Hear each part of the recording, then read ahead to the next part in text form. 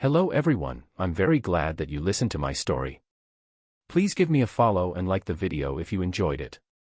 Feel free to comment and provide feedback so I can improve the sound quality. Yes, we invite you to listen to part 7 of the series. Chapter 85, Chapter 85, Chapter 85, Catching the Villain. Chapter 85, Chapter 85, Catching the Villain. Ing Bao felt numb. She seemed to understand why the innkeeper's wife was so attentive to her. But outright refusal seemed too heartless, so she tactfully said, "Let's discuss this after I've spoken with Uncle Wu." The innkeeper's wife happily agreed.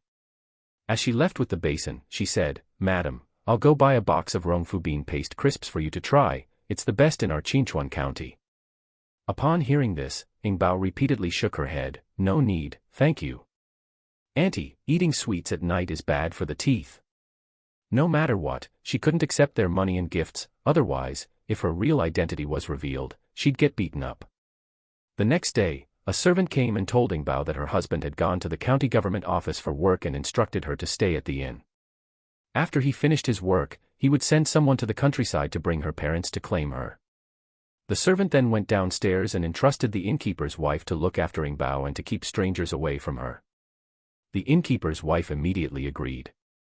As soon as the servant left, she led in a pretty girl in her early 20s. "Madam, this is my niece, she just turned 20 this year and is still unmarried." Ing Bao gazed at the graceful girl in front of her, dumbstruck. What did this mean? Were they planning to use her as a stepping stone? However, since the girl was standing right in front of her, she had no choice but to let her stay for now. She decided to explain later that she was not Wu Daozi's relative, so as not to hinder her. "My name is Yenru."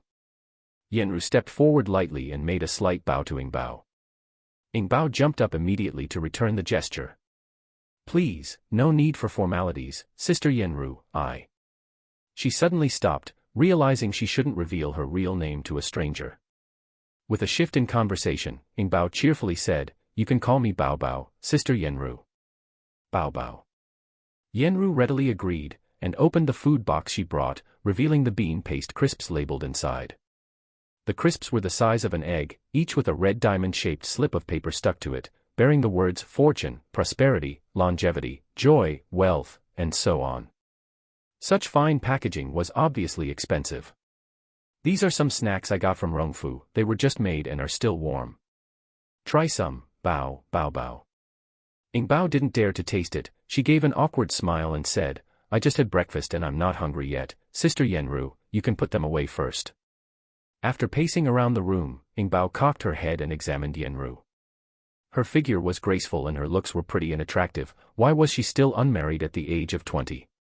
And she was so blatantly eager to please the relative of a stranger, which was not something an unmarried girl would normally do. This was not right, she didn't want to cause trouble for Uncle Wu. Since she had nothing to do, she might as well go to the Furifeng Trading Company and find steward Zhou Mao. She had business dealings with Zhou Mao, and he depended on her goods to make money, he certainly wouldn't ignore her. Moreover, Uncle Wu seemed very busy and could not spare her time, and as he was new to the area, he was not familiar with the place. Instead of waiting for Uncle Wu, she could just ask the innkeeper to take her to the Furifeng Trading Company. At the very least, she could ask steward Zhou to send a message to her home for her. Of course, if he could take her home, that would be even better. So, Ing Bao asked Yenru, "Sister Yenru, do you know about the Furifeng Trading Company?" Yenru nodded, "Yes, do you also know about our big trading company, little Sister Bao Bao?" Anyone in the county who wasn't confined to their own homes would know about this big trading company. But how could this little girl, who just arrived here, know about Furifeng? "Yes, I want to go there to find someone, can you take me there? I have money to hire a carriage." Ing Bao said, taking a string of copper coins out from her pocket, "Is this enough?" Yenru laughed and pushed back the coins, "Why should you spend your money? Our inn has a donkey cart. I'll have one of our men harness it." "Thank you very much, Sister Yenru." Ing Bao smiled at her with squinted eyes. Shortly thereafter, Yenru led Ing Bao onto a donkey cart, heading toward the Furifeng Trading Company. The inn they were staying at was only 3 or 4 miles away from the company, so they arrived quickly. Ing Bao was the first to jump off the donkey cart, dashing into the trading company. "Excuse me, is Steward Zhou Mao here?" She craned her neck to ask one of the clerks behind the counter. The clerk had been looking around for a while without seeing who was speaking. When he looked downwards, he saw a little girl who was only as high as his knee, looking up at him. "What business do you have with Steward Zhou?" the young clerk asked patiently. "Ing Bao, it's important. I must speak with him in person. Steward Zhou has gone to the prefecture city. He will not be back for a few days." The clerk informed her. "He went to the prefecture city." Ing Bao was disappointed. "Clerk, yes, you'd better come back in a few days." Leaving the Furifeng Trading Company, Ing Bao slouched dejectedly in the donkey cart. Yenru also followed her into the cart, instructed the coachman to head back, and asked in a low voice, "Little Bao Bao, feel free to confide in me if something's bothering you." Ing Bao shook her head and wrapped her head in a small blanket, not wanting to interact with anyone. As the donkey cart passed a street, they suddenly heard a commotion up ahead. Several villagers were in a conflict with a man. Recognizing those villagers, Ing Bao's eyes lit up. She urgently called out, "Stop the cart. Stop. I want to get off." Seeing this, Yenru quickly instructed the coachman to stop.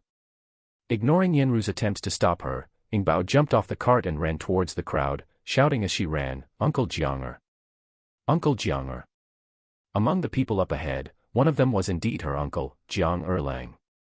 They were busy beating Zhang Maji, Chen Ergu's son-in-law, while berating him, "You dog. You've come to the county town, haven't you? We've caught you now. Tell us, where is Chen Ergu?" All of a sudden, a little girl came running toward them. Jiang Erlang, with his keen eyes, recognized his niece and quickly let go of Zhang Maji to greet her. "Bao Bao." He picked up his niece in surprise and delight. "You really are in the county town." Ing Bao hugged her uncle tightly, her mouth spread wide in a grin, as if she wanted to cry and laugh at the same time. She was too excited, so much so that she didn't know how to express her current feelings.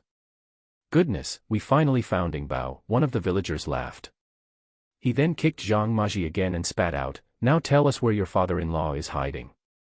Otherwise, when we take you to the government office, you won't like the outcome." Zhang Maji was surprised to see the little girl had returned by herself. Knowing it was meaningless to hide any longer, he covered his head and cried out, "I'll tell you everything. Don't turn me into the authorities, I'll confess." It turned out that one day, Chen Ergu suddenly approached Zhang Maji with a lucrative business proposition and asked him to cooperate. Afterwards, he would give him a taels of silver as a reward. Zhang Maji, who was worried about how to make ends meet after paying his taxes, agreed without hesitation. After successfully kidnapping the child together, Chen Ergu asked him to go home while he delivered the child to the customer, promising to share a tael of silver when he got the money. However, when his father-in-law returned, he only gave him 100 coins, saying that the customer didn't bring enough money and asked them to wait a few days. Chen Ergu grumbled and cursed all night. Early the next morning, he heard that Sun Liqing was leading people to arrest them. So, the two of them had to hide in the wilderness for 2 days, only daring to return home to grab a bite to eat in the middle of the night. Seeing that the customer hadn't sent the money yet, Chen Ergu had no choice but to secretly visit and request it. In the end, however, he was told that the customer had gone to the county town and he had to get the money there. With no other option, they had to go to the county town. Chen Ergu swore that if the woman tried to deceive him again, he would risk jail to expose her. Chapter 86, Chapter 86, Chapter 86, Beating the Drum and Declaring Grievance, Last Day of the Month, Asking for Monthly Ticket. Chapter 86, Chapter 86, Beating the Drum and Declaring Grievance, Last Day of the Month, Asking for Monthly Ticket. 1. Truly don't know who my father-in-law's employer is. He only told me it was a woman but didn't give me a single clue. Woo, my father-in-law was in charge of everything, he simply instructed me not to wander around under the bridge. Zhang Maji squatted on the ground and pleaded pitifully, "Please spare me. I still have an 80-year-old mother and a 3-year-old child at home. Ing, can I just lead you to the bridge where he hides himself? Isn't that enough?" After beating and kicking him without gaining any useful information, the group decided to bring Zhang Maji to the bridge first, leaving 2 men to keep watch, while the rest would take him to the government office. Jiang Erlang, carrying his niece, followed the group. He saw a carriage steadily trailing them and could not help but ask, "Bao, what's up with that donkey cart? Is that the people who saved you?" Only then did Ing Bao remember that she had forgotten Sister Yenru. She hurriedly said, "The one who rescued me is Uncle Wu. He went to deal with official matters. The person following behind is the innkeeper's niece who is temporarily taking care of me. I'm going to inform her now so she can go back." "Good, I'll go thank them." Jiang Erlang then walked to the front of the donkey cart and said to Yenru on the cart, "Thank you, kind lady, for looking after my niece. I will thank Mr. Wu at the inn later. Right now, we have to take someone to the government office. If you have other matters to attend to, please feel free to leave." Yenru lifted a corner of the cart curtain, revealing half of her elegant face, and gently said, "Don't mention it, sir. I don't have anything else to do. My only task today is to look after the young lady. I'm afraid if I leave now, my aunt might blame me. If you don't mind, I have a cart here which can wait for you to finish your business and then take you all back to the inn."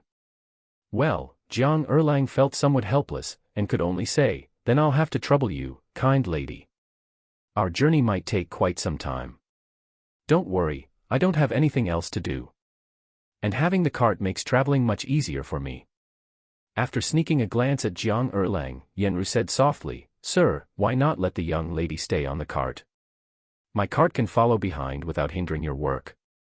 Seeing the troubled look on her uncle's face and looking at Sister Yenru, Ing Bao hurriedly said, "I'll ride the donkey cart then." "All right then." Jiang Erlang agreed readily, putting his little niece on the cart. He needed to lead his brothers to the bridge hideout, and also haul Zhang Maji along, all the while holding his niece, which was quite inconvenient. Hence, Ing Bao returned to the donkey cart. The donkey cart slowly followed Jiang Erlang and his party. Yenru held Ing Bao in her arms and gently asked, "Little Bao, is that your Uncle Erlang?" Ing Bao, straining to look out of the cart, nodded, After a pause, Yenru asked again, "Did your Auntie Erlang come to the county with you?" Ing Bao turned her head to look at Yenru and replied honestly, "There is no Auntie Erlang." Yenru's brows arched. She asked, "Does your Uncle Erlang have any children then?" Ing Bao looked puzzled but nodded. "Uncle Erlang has 2 children. The older one is 9 years old and the younger one is almost 5. If Yenru had any ulterior motives, this fact should be enough to deter her." To her surprise, Yenru looked even happier and even blushed a little as she asked, "So why don't you have an Auntie Erlang then?" At a loss for words, Ing Bao thought for a moment and said, "Auntie Erlang passed away."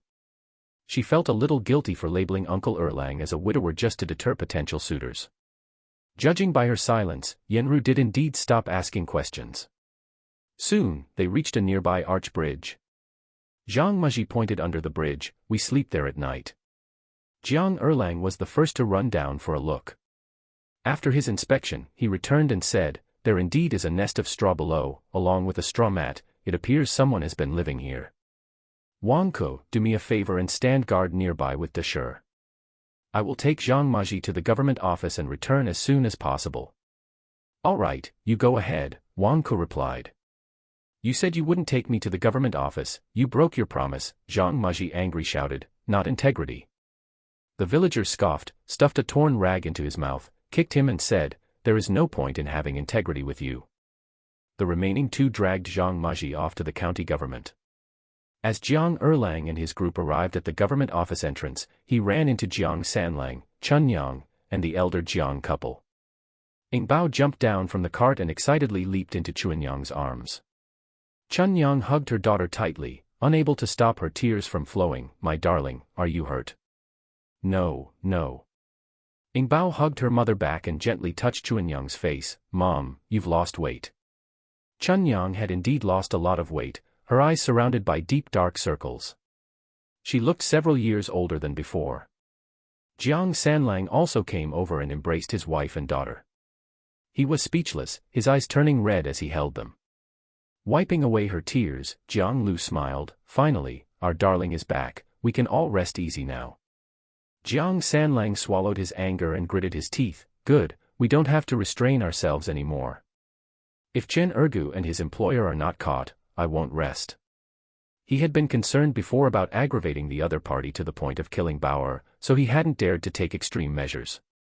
But now that Bauer was safe and sound, he didn't need to hold anything back. "Bauer, tell Daddy, who took you away?" asked Jiang Sanlang. Ing Bao replied, "It was Chen Chongping's wife, Han, and her younger sister from Shichen village. Little Han took me to Zhouhe County and handed me over to her eldest uncle." "Good."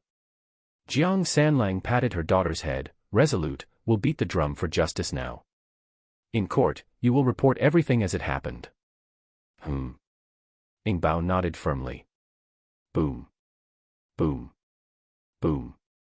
Boom. Boom. The hall drum at the entrance of the county government's public hall was being pounded, and the sound of the drum reverberated, startling the county magistrate, who was sorting out the archives inside. "Who is beating the drum?"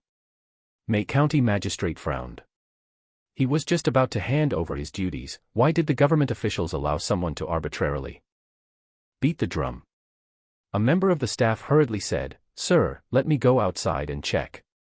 May County Magistrate waved his hand, "Go quickly and come back." He still had a pile of documents to deal with. If one of the staff was absent, he didn't know when he would finish sorting them. Shortly after, the staff member returned to report, "There's a farming family outside accusing a fellow villager of hiring bandits to kidnap a child.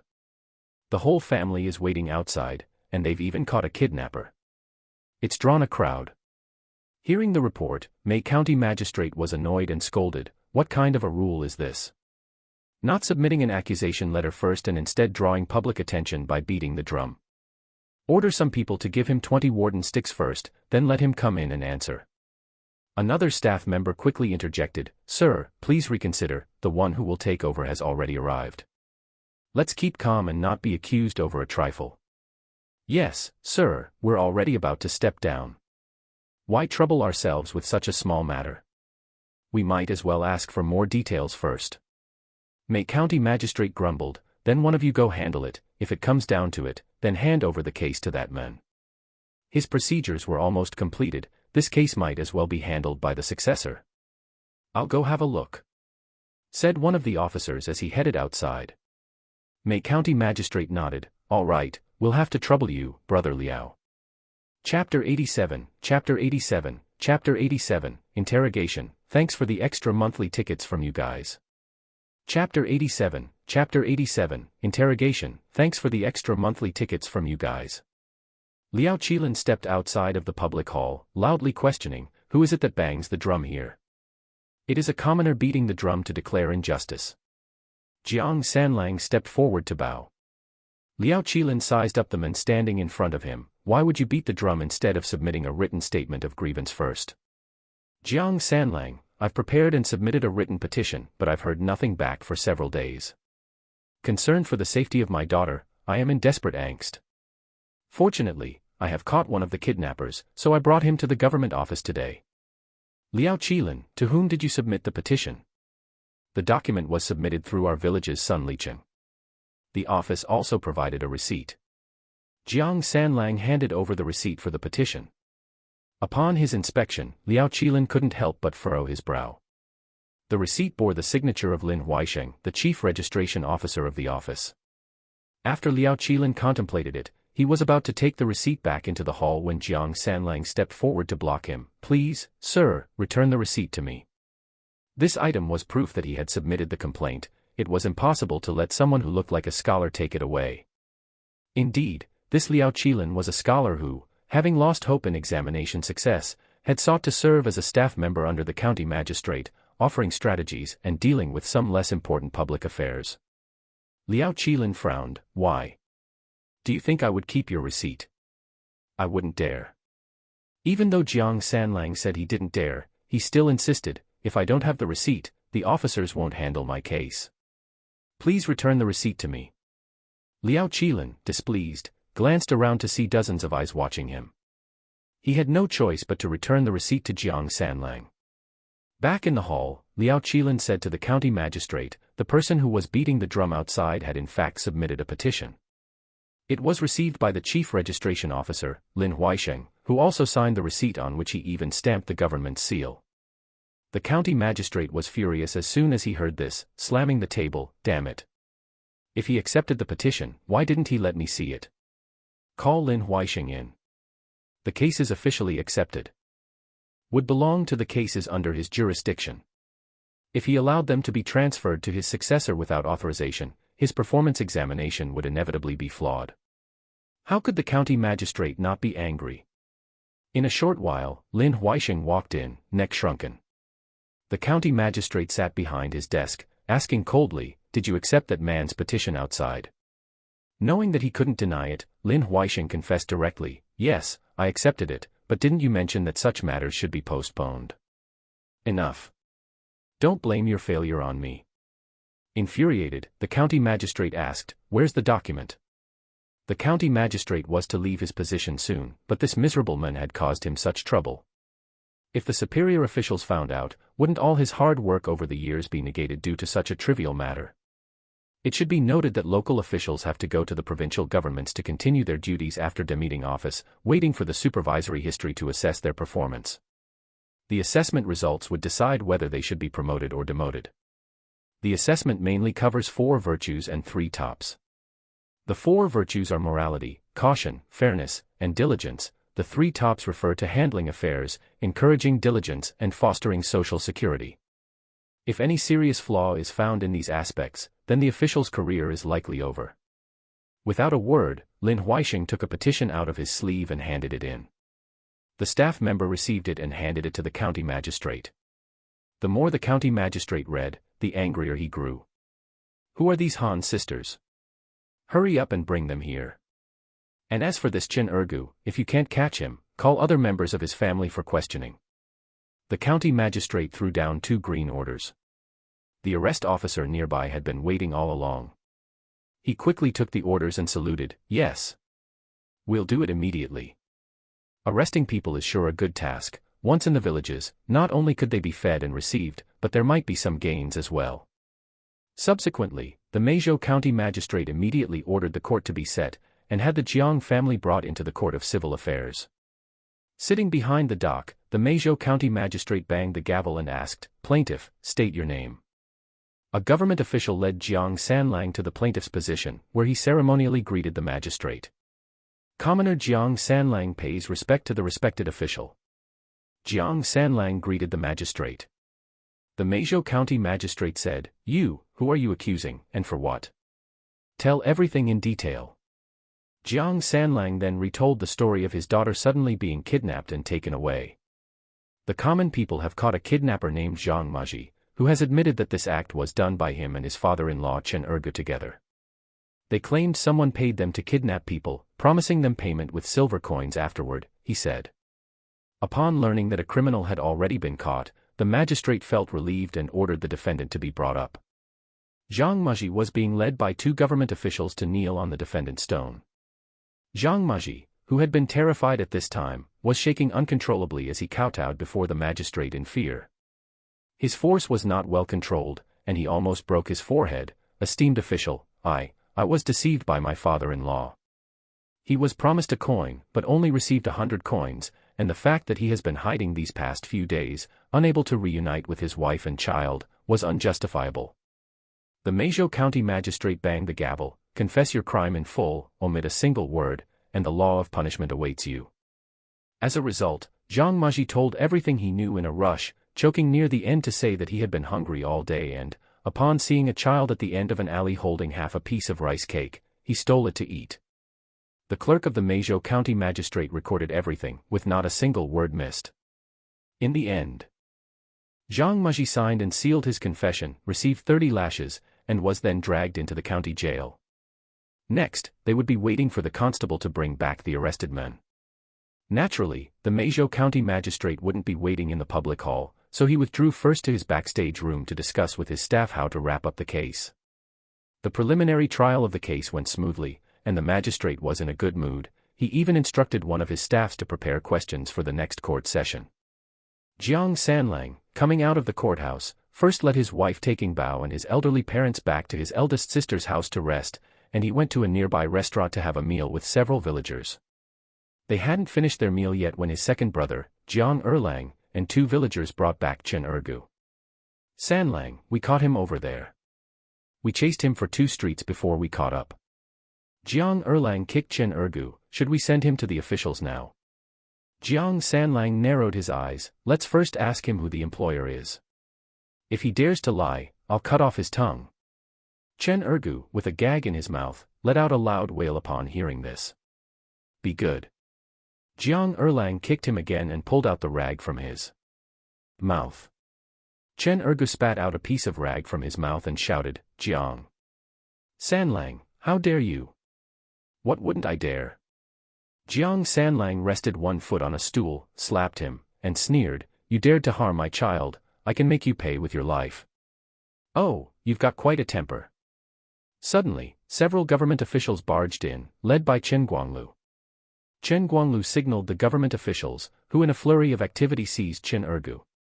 Jiang Sanlang kept his face stern, knowing that he could not confront the government officers or snatch the men from Chen Guanglu at this time. Chen Ergu, seeing that Chen Guanglu had arrived, said cheerfully, Officer Chen, you are here to save me. He recognized this official. It was Han's husband, who had been to Shichen village before and had even had a conversation with him. Before he finished speaking, he was slapped in the face by Chen Guanglu. Take him back to the government office. Chen Guanglu gave a cold glance to Jiang Sanlang and others, directing the government officials to take Chen Ergu away. Chapter 88, Chapter 88, Chapter 88, Do you know me? Thanks to the little darlings for voting for the update. Chapter 88, Chapter 88, Do you know me? Thanks to the little darlings for voting for the update. Jiang Sanlang and his companions could only watch, helplessly, as Chen Ergu was taken away. Sanlang, why did Chen Guanglu come to arrest Chen Ergu? Isn't he just a subordinate of the county magistrate? Jiang Erlang asked.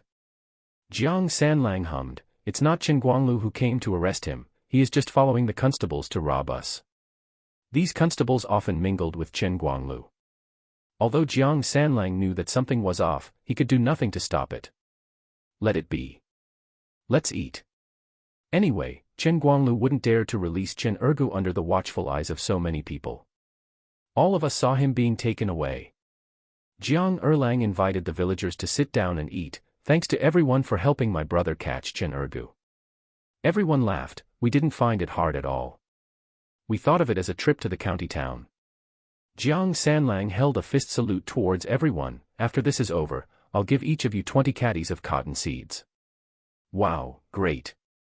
Everyone burst into laughter and settled down at the table. All of them have coveted the cotton seeds for a long time, but they didn't feel comfortable asking Jiang Sanlang about purchasing them because he once mentioned that he doesn't plan to sell them for now. To their surprise, Jiang Sanlang planned to gift each of them 20 caddies of seeds, which made them really happy. The trip to the county town was worthwhile after all. Shopkeeper, add 2 plates of mutton and 2 roast chickens. Do you have rice wine? Bring us 2 jars. Jiang Sanlang spoke to the restaurant owner. All right. Please wait, I'll have them prepared right away. I have already sent for the rice wine. The shopkeeper cheerfully replied. Having such a large group of customers today was good business, not only were they ordering meat but also wine. Anyone running a restaurant would know that most profits come from the meat and alcohol. As for vegetarian dishes, even though they are cheap, they hardly made any profit no matter how many different varieties one served. Soon enough the wine and meat were served, and Jiang Sanlang led everyone to have a good meal. After the meal, he asked Jiang Erlang to take the villagers back first, while he stayed behind to wait for the trial at the county government. All right, we will head back first. Take care, Sanlang. Jiang Erlang, I also need to return to the construction site. He and his younger brother took a leave of absence to search for the child, and for that, Sanlang had given the supervisor 5 taels of silver as a bribe. Now that the child has been found and the kidnapper captured, it was time for him to get back to work. All right, you head back first, I'll return once the trial is over. Jiang Sanlang held out a fist salute to the villagers. I owe you all for your help today, Jiang Sanlang will not forget. Why the formalities? The villagers lightly patted Jiang Sanlang, smiled, we're all from the same village, who wouldn't have a crisis? After that, everyone bid farewell and left with Jiang Erlang. Meanwhile, Chen Ergu was taken back to the county government by the constables and thrown into a cell alone. Chen Guanglu came in and squatted in front of him. A sense of foreboding suddenly rose in Chen Ergu's heart, prompting him to instinctively move backwards. However, his hands were tied behind him, sitting on the ground with wooden pillars and bars behind him made moving away almost impossible. "Chen Ergu, do you recognize me?" Chen Guanglu laughed maliciously, drawing out a dagger from his waist. Chen Ergu was scared out of his wits and stammered, "Yes, I do." Chen Guanglu's eyes turned cold as he abruptly drove the dagger towards Chen Ergu's head. "Ah!" Chen Ergu screamed, wetting his pants. Chen Guanglu chuckled coldly, pulling the dagger out of the wooden pillar next to Chen Ergu's head and asked again, "Do you recognize me?" Chen Ergu was so frightened that he shook his head repeatedly, "No, I don't recognize you." "That's more like it." Chen Guanglu tapped his face with the dagger, "Remember, you don't know me, nor the Han family. This kidnapping case is entirely your doing, it has nothing to do with anyone else. Otherwise, I can let you live, or I can let you die." Chen Ergu nodded frantically, "It was all my doing, it has nothing to do with anyone else." Chen Guanglu chuckled, shoved the dagger back into the leather sheath on his waist, and added, "As long as you admit to the crime, I can save your life, and even your son who has been sent to the military camp." "Really? Really?" Chen Ergu asked tearfully, "Can you really save both of us?" "Of course. I keep my word," Chen Guanglu said, standing up with his eyes on Chen Ergu, said harshly, "However, if you dare mention the Han family in public court, I'll make sure your family line ends." "I won't say anything. I swear not to." Chen Ergu stared at Chen Guanglu with hopeful eyes, "Can I really see my son?" "Yes," said Chen Guanglu, walking toward the exit, "if you say something you ought not to, you won't be able to see anything anymore." The next day, the May County magistrate ordered a court hearing. Cries of "All rise" echoed as the constables took their positions on either side of the courtroom.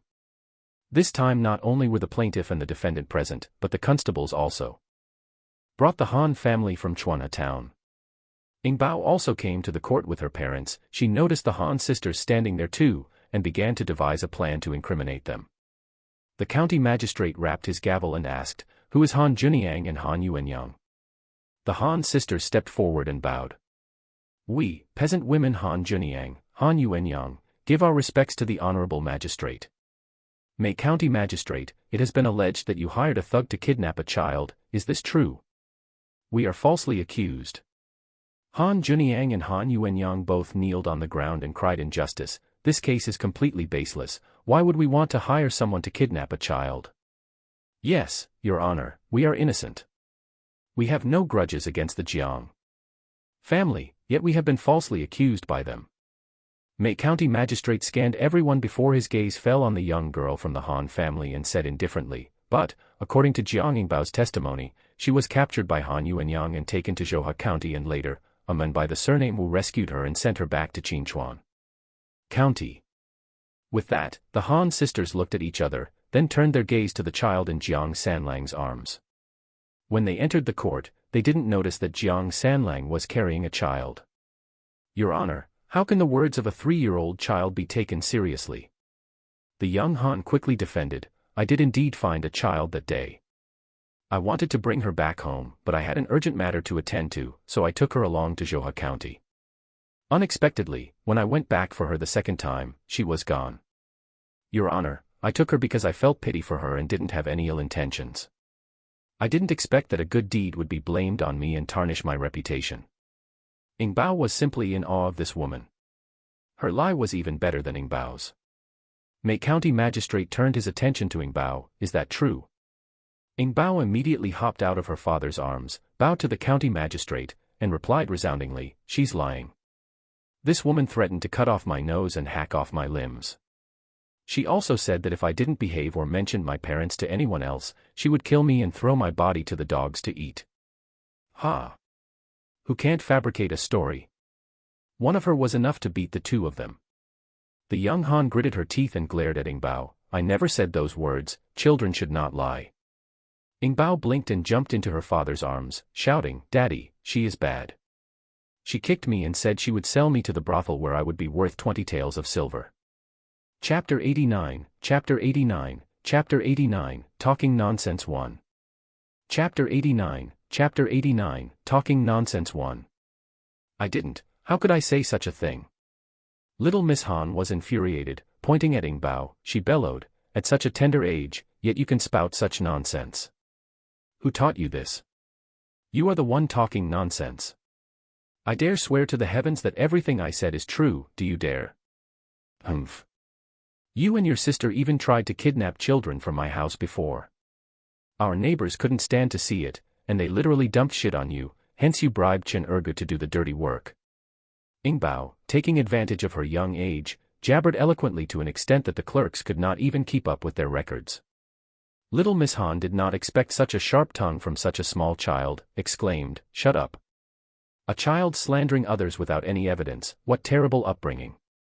You are the one without upbringing, look at the things you did, which are any of those an act of propriety?" Ingbao stood her ground, hands on hips, confrontationally exchanging words with her. This, little Miss Han was so angry her hands shook. Silence. There must be northwest clamor in the court. County Magistrate. May slammed the gavel, any more commotion and you'll be disciplined with the wood clamp. Little Miss Han dared not say any more. Ingbao rolled her eyes at her and obediently stood next to her father. County Magistrate May turned to the defendant Chen Ergu, tell us everything about the crime you committed. If you miss a word, you'll have to face flogging. Chen Ergu knelt on the ground, beginning to confess. Finally he said, I cannot bear Master Zhang's abuse towards my family, his aggressive sentencing causing deportation and imprisonment. So, with my son-in-law, we planned to take away his child and left her to survive by herself in the wild. Honored official, I was mistaken, I didn't intend to harm anyone, I am a good citizen and I have never killed anything, not even a chicken. Honored official, please, spare me this once. Liao Qilin, standing next to County Chief's desk, asked, your confession differs from Zhang Maji's. He claimed that you were hired, and promised to be rewarded with a tael of silver afterwards. Is this true? No, sir, I had never said that to him, he must be trying to swindle me out of my money. Think about it, sir, if I were truly hired by someone, how would I have no money to even buy food? Chen Ergu continuously denied, which enraged Jiang Sanlang and Ingbao. This rascal must have been bought off, but there was nothing they could do about it. You liar. Jiang Sanlang yelled angrily, Bao Bao was clearly handed over to the Han sisters by you. Now, you twist the truth. Are you expecting to gain some sort of advantage from them? I didn't, you must not unjustly implicate innocent people, Chen Ergu averted his gaze. Silence. County Magistrate May slammed the gavel, shouted, Jiang Sanlang. This court has not asked for your response, no clamor. Or you will face 20 beats of the rod. Then turned to the accused, Chen Ergu, this court asks you, do you know these two ladies standing witness here?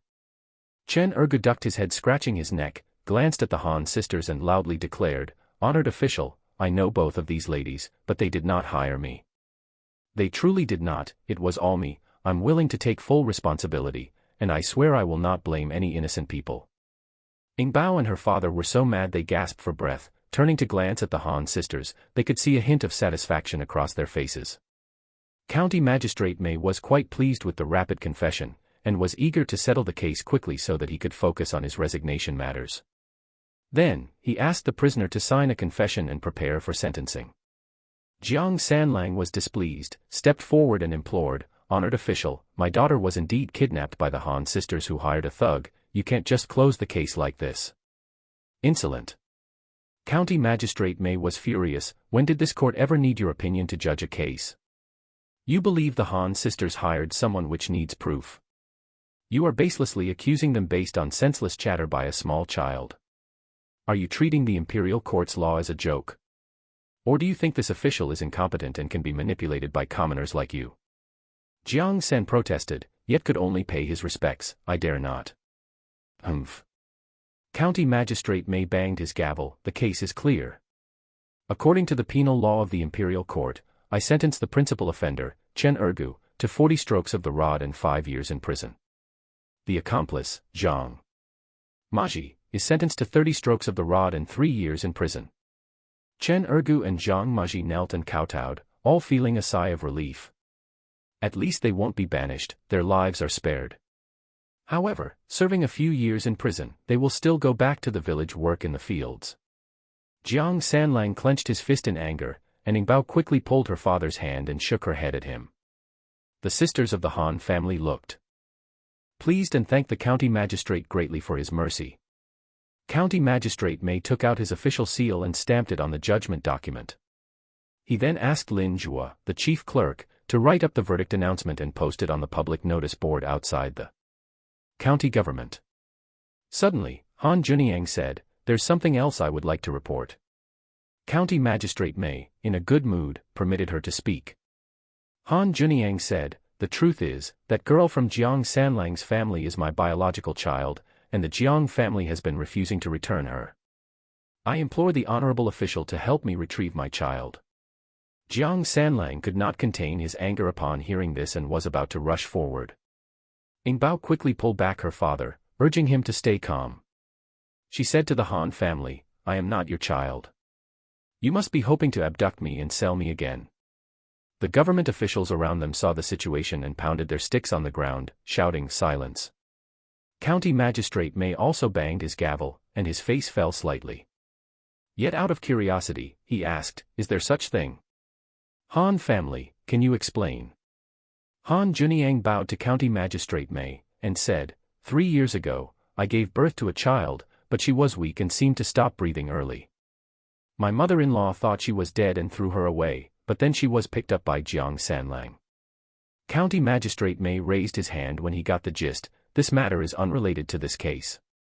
If there are any disputes, you can wait for the new county magistrate to take office and appeal at that time. Dismissed. Jiang Sanlang was furious but knew he could not lash out in court. He picked up Ing Bao and left. As he passed by the Han sisters, he chuckled coldly.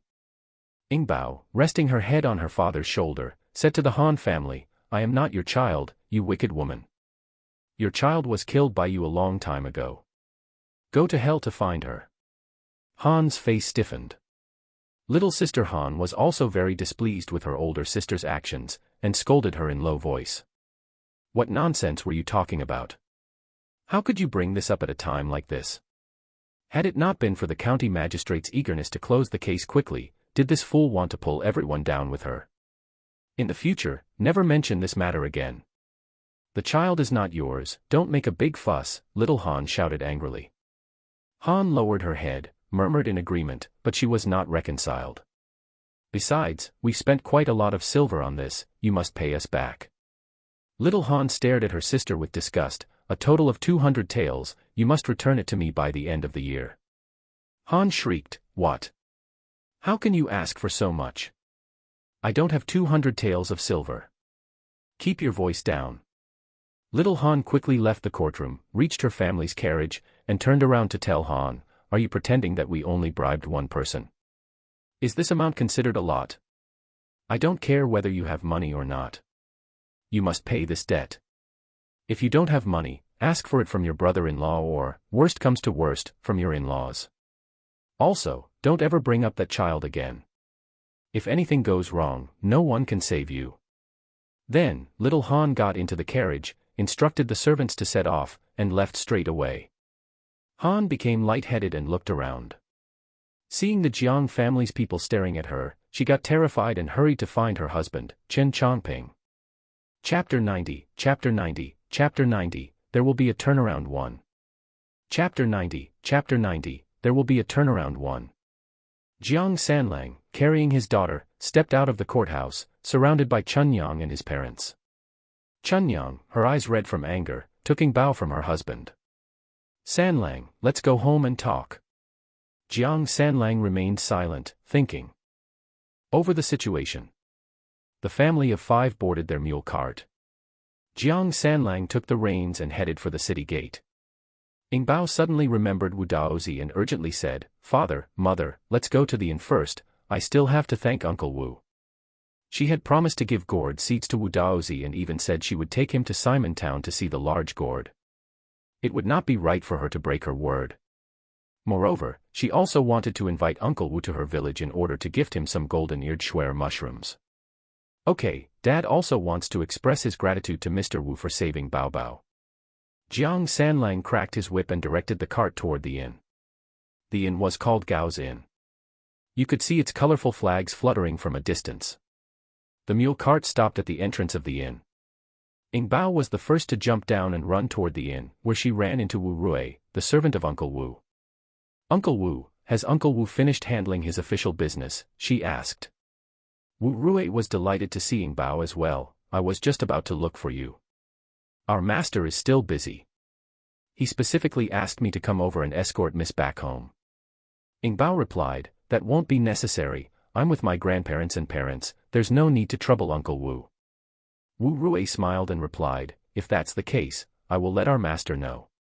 Jiang Sanlang and Chun Yang approached and bowed to Wu Rui. "Thank you, young master, and your master for saving my daughter. We wanted to express our gratitude to Master Wu. Could we do so at your convenience?" Wu Rui waved his hand. "No need for formalities, my master said he was just lending a helping hand by bringing Miss back. He also said if he had some free time, he would come to your village to see your giant gourd." Then, in a low voice, he added, "There are still a lot of uncertainties about your case. My master advises you to be patient. Once the new county magistrate takes office, he will be sure to re-examine your case." Upon hearing this, Jiang Sanlang's eyes lit up, quickly thanking him. "Thank you for telling us." Ing Bao asked, "Uncle Wu, are you and Uncle Wu going to stay in the county town?" Wu Rui replied with a smile, "For the time being, yes." "Then where will you be staying?" "When I go home to fetch the gourd seeds for Uncle Wu, where should I find you?" "Miss, don't worry. When the time comes, I will pick up the seeds from your home. Our master is just renting a place at the moment, we'll be moving in a few days." Wu Rui replied cheerfully. "All right, then." Ing Bao had a rough idea of where Wu Daozi held office. Although this servant hadn't explicitly spoken, his words hinted that his master intended to settle down in this county. When an incoming officer decides to stay in a certain county, it usually means he has arrived at his destination and is just waiting to take up his post. This was good news. From now on, she will have to butter up Uncle Wu frequently. At the very least, it could be convenient if she needed to report complaints about Xiaohe. After saying goodbye to Wu Rui, the whole family gradually cheered up, their previously worried expressions disappearing. With Wu Rui's words, they knew this case still had a potential turning point. Jiang Sanlang felt greatly relieved. Once the river work ends, it'll almost be December.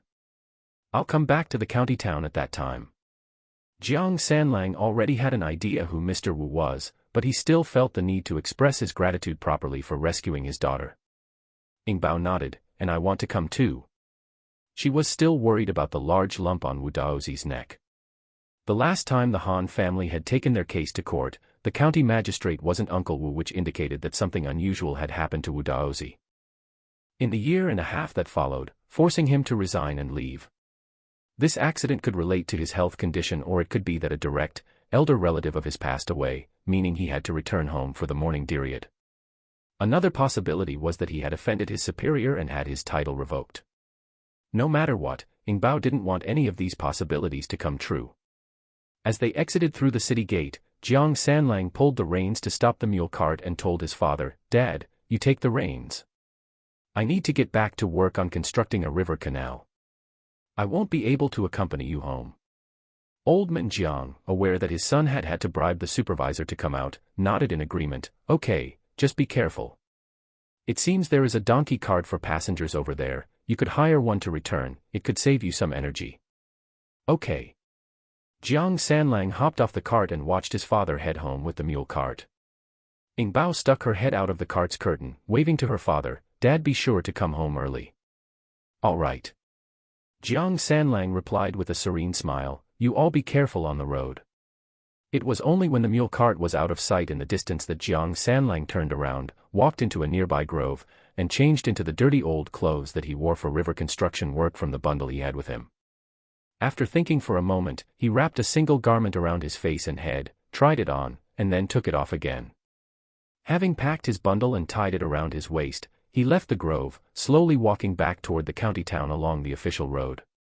By the time Old Man Jiang managed the mule cart home, it was already dusk. As soon as Ing Bao entered, she saw her two younger brothers run to her, throwing their arms around their sister and crying. All right. Look what sister has brought for you."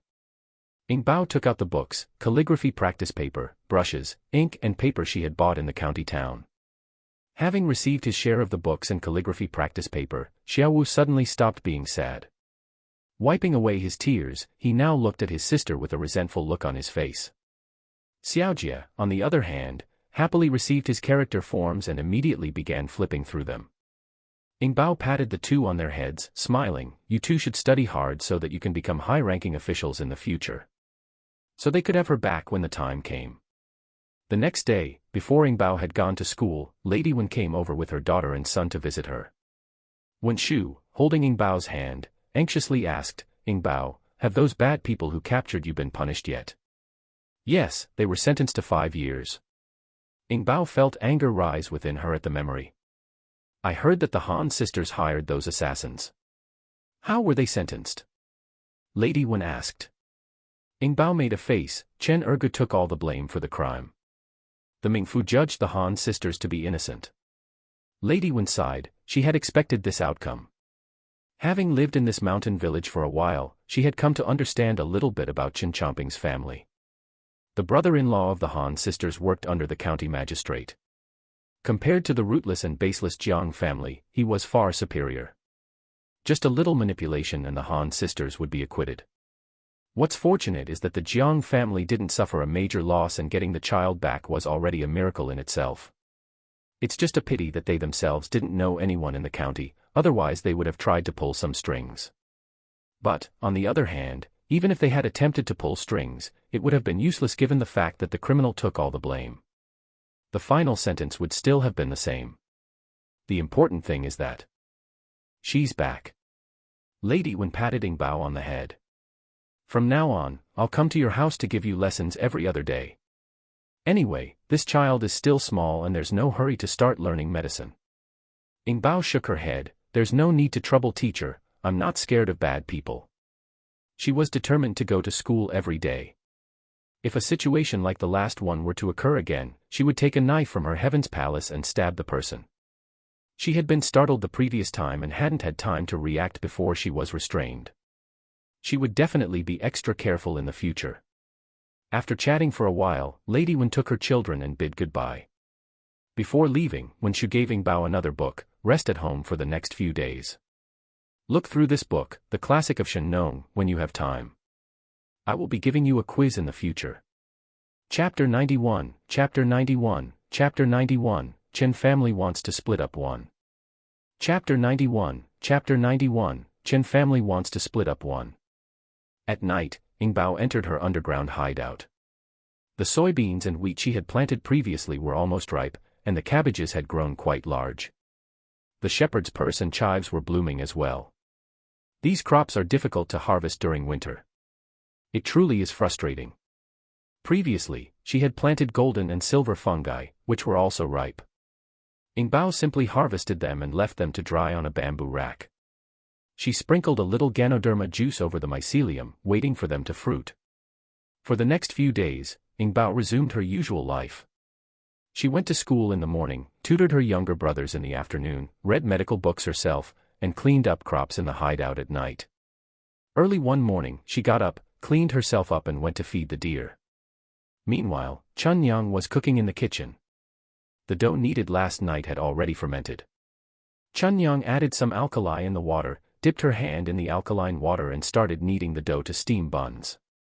When Yingbao returned from feeding the deer and washed her hands, she also started kneading the dough. "Today we're making date buns." Chun Yang bought 2 caddies of dried dates from the county and a bag of brown sugar and osmanthus. They were perfect for making bun fillings. Date buns are delicious. Yingbao smacked her lips. In her previous life, she had tasted her mother's date buns once. The dried dates were pitted and wrapped with brown sugar in the dough and then steamed. It was fragrant and sweet. At that time, their family was poor. Her mother only made them once a year during the New Year. That was the only time she got to taste them. As the mother and daughter were kneading the dough, the neighbor, Aunt Wang, came in with a mysterious look on her face. "Chun Yang, I have something to tell you." "What is it?" Chun Yang placed the kneaded buns on a bamboo tray. Aunt Wang took a seat on a bench, patted Yingbao's head and said, "Chen Laoshuan's second son and daughter-in-law from West Village were beaten up. Chun Yang and Ing Bao immediately turned their heads to look at Aunt Wang, their eyes gleaming. Really? What happened? Did they lose any limbs? Aunt Wang gave a sly smile. Chen Chomping's head was broken, and his wife's face was swollen like a pig's head. Serves them right. Chun Yang laughed. Bad people deserve to be punished. Ing Bao asked, do you know if the one who beat them was caught? She had a sense of unease in her heart. Aunt Wang laughed and said, from what I hear, it doesn't seem like they've been caught. This morning, I went to West Village and saw quite a commotion. What was the commotion? Chun Yang leaned in and asked. Aunt Wang slapped her thigh. Oh, you wouldn't know, Chen Laoshuan's sons and daughters-in-law are arguing about dividing the family property.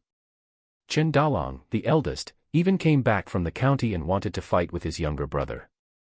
Chun Yang pulled up a stool and sat down, curiously asking, tell me more. Ing Bao also brought a bowl of brown sugar porridge to Aunt Wang. Aunt Wang, please continue. Aunt Wang took a sip of the porridge and said, according to their neighbors, when Chen Chongping and his wife returned, they demanded money from their parents, specifically 200 taels. My goodness, 200 taels. We wouldn't make that much in a lifetime. Chun Yang and her daughter looked at Aunt Wang without batting an eye, waiting for her to continue. Guess what? The eldest brother Chen immediately turned against them. He said that the money he had earned over the years was spent on his younger brother's education and now he had to repay his sister-in-law's debts. If this continued, life would be unbearable. They might as well split the family. Aunt Wang took another sip of porridge and then said, since the eldest brother suggested splitting the family, the third son's wife also demanded a separate living. Chen Chongai, the son-in-law of the third family, had gone to serve in the military. All they had at home was his wife and a 5-year-old child. That daughter-in-law was quite something. She immediately went home and brought back her family. They demanded that her parents-in-law also give them 200 taels for the division of property. If the second brother could get 200 taels, so should the third. They wouldn't settle for less. Aunt Wang emptied the bowl of porridge, put down the bowl and laughed. Now, the Feng family took a rope to hang herself but was stopped. Chen Laoshuan was so angry that he smashed all the pots and plates in the house and was jumping around, demanding that his second son divorce his wife. Ing Bao blinked, deep in thought. In her previous life, the Chen family had never asked the second son to divorce his wife, and they had never split up. Until Chen Chongping passed the scholar examination and moved to the county, the two brothers of the Chen family still helped him buy a house and courtyard in the county. This was strange. But it's good that their family is in such a mess. It makes her wonder if Mrs. Han will still covet her, the human tool, in the future. Oh Chun Yang, I came back specifically to tell you this. I need to go back and see what's going on, said Aunt Wang. Aunt Wang stood up and touched Ing Bao's little head. Dare to steal our little fairy child, TSK. May his entire family be cursed. After speaking, she swung her hips and left. Ing Bao straightened out her tousled hair and said to Mother Chun, Mother, why don't we go and join the fun? Chun Yang smiled, what's there to see? It will just hold us up. Instead, let's kill a chicken and celebrate at lunch. Naturally, slaughtering a chicken was off the table, as the hens at home were raised as layers. Losing even one would mean an egg less each day. It was market day, so Chun Yang handed 2 coins to her nephew, asking him to buy a lamb leg, a couple of pork strips, and an old goose. At noon, laid out a table full of delicious dishes to treat her in-laws, sister-in-law, and nieces and nephews to a meal. After eating, Sister Danny and Danny sat and chatted on Ing Bao's heated bed. Sister Danny had an embroidery hoop in her hand, embroidering flowers, while Danny was knitting a belt. Tomorrow, Brother Deshang will be engaged. There will be many guests. Jiang Cheng's engagement came as no surprise to Ing Bao. He was almost 16, and if he didn't settle his marriage soon, there was always a risk of conscription by the imperial court. So, he must marry as soon as possible to have children and continue his lineage. Is it a girl from Chu family village? Ing Bao asked. Yes, the daughter of the village chief of Chujia village, called Chumen. Chumen. Ing Bao looked up from her book. Why was this different from her past life? In her previous life, Brother Jiang Cheng's wife wasn't named this, nor was she the daughter of the village head of Chu family village. Yes. Chumen is the youngest daughter of the family. Her 2 elder brothers and 1 sister are already married. Shifting the topic to Big Danny, Danny said, Mother said, after fixing brother's engagement, we'll arrange Sister Danny's too. Sister Danny's face immediately turned red with embarrassment. She twisted Danny's arm. Mind your own business. Why? Danny giggled and dodged. I already saw my brother-in-law that day. Stop talking. Sister Danny toppled Danny on the bed and tickled her. Danny laughed loudly and pulled Ing Bao for cover. Ing Bao curiously asked, who is Sister going to get engaged to? She had no idea that Sister Danny's marriage had already been discussed. No telling. Sister Danny covered Danny's mouth. Danny pulled away Sister Danny's hand, turned her face to the side, and laughed. He is called Zhang Xiaodong, the youngest grandson of the town's doctor. Zhang. Ing Bao was taken aback. This also seemed off. In her previous life, Sister Danny's husband was a young man from Lu family village. His family wasn't wealthy and certainly couldn't be compared to Dr. Zhang's family. Pretending to be angry, Sister Danny slapped Danny and then ignored her, continuing her embroidery. Once the sisters finished their playful banter, they continued chatting. Ing Bao, today I saw Chen Zhao from West Village standing on Shigong Bridge staring at our school. Danny's love for gossip never died. Ing Bao wasn't initially interested, but she was curious about Chen family's split and the aftermath. She wondered how Chen Zhao would cope without the shelter of the great Chen family.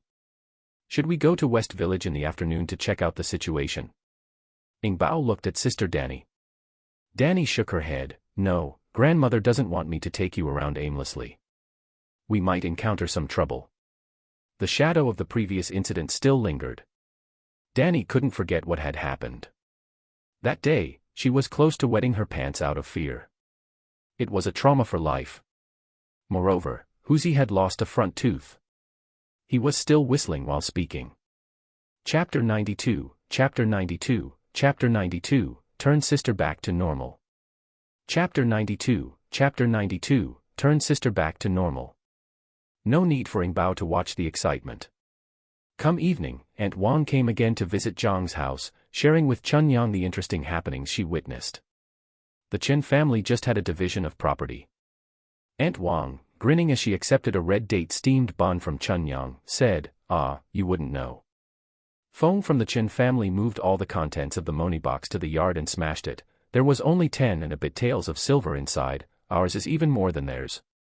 Ever since Aunt Wang started growing golden ears with Jiang, her life improved day by day.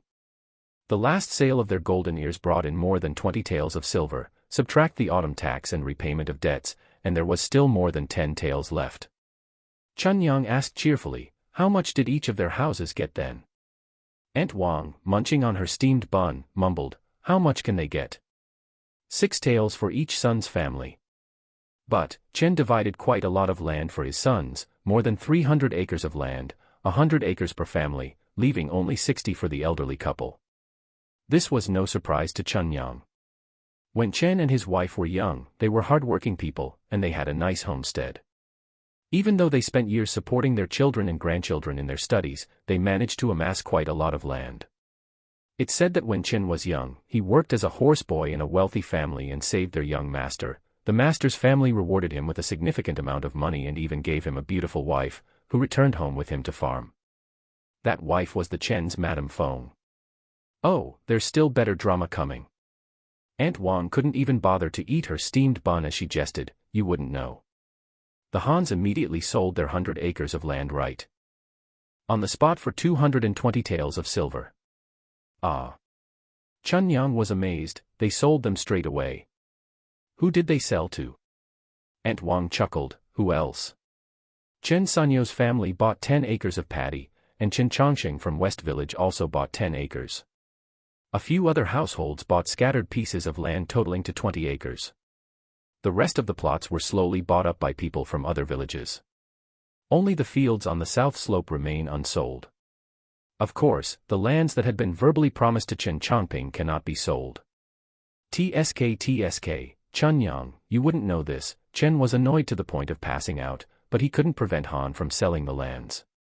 Aunt Wang shook her head regretfully, I wanted to buy some too, but unfortunately, the remaining lands are all on the lower south slope, so it's meaningless to buy them. Chun Yang burst into laughter and asked, "Isn't her husband going to do something about Han's actions? How can he do anything? From his expression today, it seems like he can't wait to sell all the lands to avoid any troubles." Well, Chen Chongping read himself into a fool since he was a child. He has never done a day's worth of farming, how would he know the importance of it? Aunt Wang bit her steamed bun viciously, and said contemptuously, "Just watch, he will suffer one day." Chun Yang poured a bowl of tea for Aunt Wang. That might not necessarily be the case. I heard Chen Chongping has his own abilities. He used to earn money by copying books himself during his school days. You believe that nonsense? Aunt Wang took a sip from her tea bowl, and bit into her steamed bun again. Did he go to read or to copy books? Other elders have said that you only earn a few coins for copying a book in the bookstore. Make one mistake, and you don't earn a coin. Worse, you'll lose money for the paper and ink. Buffed. If Chen Chongping can earn 2 taels of silver a year from copying books, I'll walk backward through the village. Maybe they really have a way to make money. Chun Yang laughed. Just as the saying goes, snakes have snake paths, mice have mouse paths. Who's to say Chen Chongping doesn't have the ability to provide for the family? Aunt Wang nodded. I did hear someone say that Chen Chongping wants to sell his land and mix around with his brother-in-law. Surely his sister and brother-in-law, who live in the county city, can lend him some support. Chun Yang simply couldn't wait for Han to go to the county city and never come back. Indeed, they may be able to enjoy a life of luxury in the county city. Possibly so. Aunt Wang chatted with Chun Yang for a while longer before she got up to go home. Ing Bao sat nearby, secretly listening to their conversation and pondering. Han and her husband were truly unique, selling the land they relied on for survival and planning to live in the city. In her past life, she never saw Han earn a single coin, not to mention Chen Chongping. Before becoming a scholar, his education was solely supported by his parents and elder brother. Now, his older brother Chen Chongrong had split from the family, so how much could old Chen and Feng family really help him? Well, anyway, it's none of her business. She would rather have the Han family distance themselves from her as much as possible. The next day, Jiang family's eldest grandson was having an arranged engagement. Many guests needed attending to, so Chun Yang went to help her sister-in-law's family early in the morning. Ing Bao took her 2 younger brothers for their morning routine and breakfast, then led them to school. This was the first time Xiaojie and Xiaowu were in a classroom. They were so reserved they didn't dare to speak. They were like mice seeing a cat when they saw Lady Wen. Although Lady Wen was very kind, the 2 children sat upright without moving for an hour. In the end, Wen Hengyin couldn't bear to see this. So he took them to the backyard to see the piglets. It was then that they began to loosen up. The piglet Spiral had grown to a weight of 50 to 60 pounds, and wasn't afraid of people. When it saw them, it came running over, making noises for food. Wen Hengyin gave it a dried date, and Spiral rolled it happily into his mouth, chewing away until drool streamed out. Once it gets a little bigger, I can ride it. Wen Hengyin bragged to the 2 little scamps, it runs faster than your family's deer. Hearing this, Xiaowu became unhappy, our deer runs faster than your piggy. Xiaojie nodded in agreement, yeah, your piggy is so ugly. Wen Hengyin pulled a face, but as the older brother, he had to maintain his dignity. He couldn't stoop to the level of these 2 ignorant scamps. Spiral isn't ugly, look how good it is. As Wen Hengyin stroked Spiral's head, he suddenly thought of the little tufts on Ing Bao's head. Well, why not tie 2 little tufts on Spiral too? It would look adorable, and then the 2 little scamps wouldn't call Spiral ugly anymore. No sooner said than done. Wen Hengyin ran like the wind to his sister's room and searched until he found 2 ribbons that matched the ones on Ing Bao's head. He guessed they were for his sister's hair, but she hardly used them anymore, so they were just left in the makeup box. Wen Hengyin ran back and tied 2 small tufts on Spiral's head. Just taking a look, it really did look similar to the tufts on Ing Bao's head. Xiaojie, Xiaowu, come and see if Spiral looks good.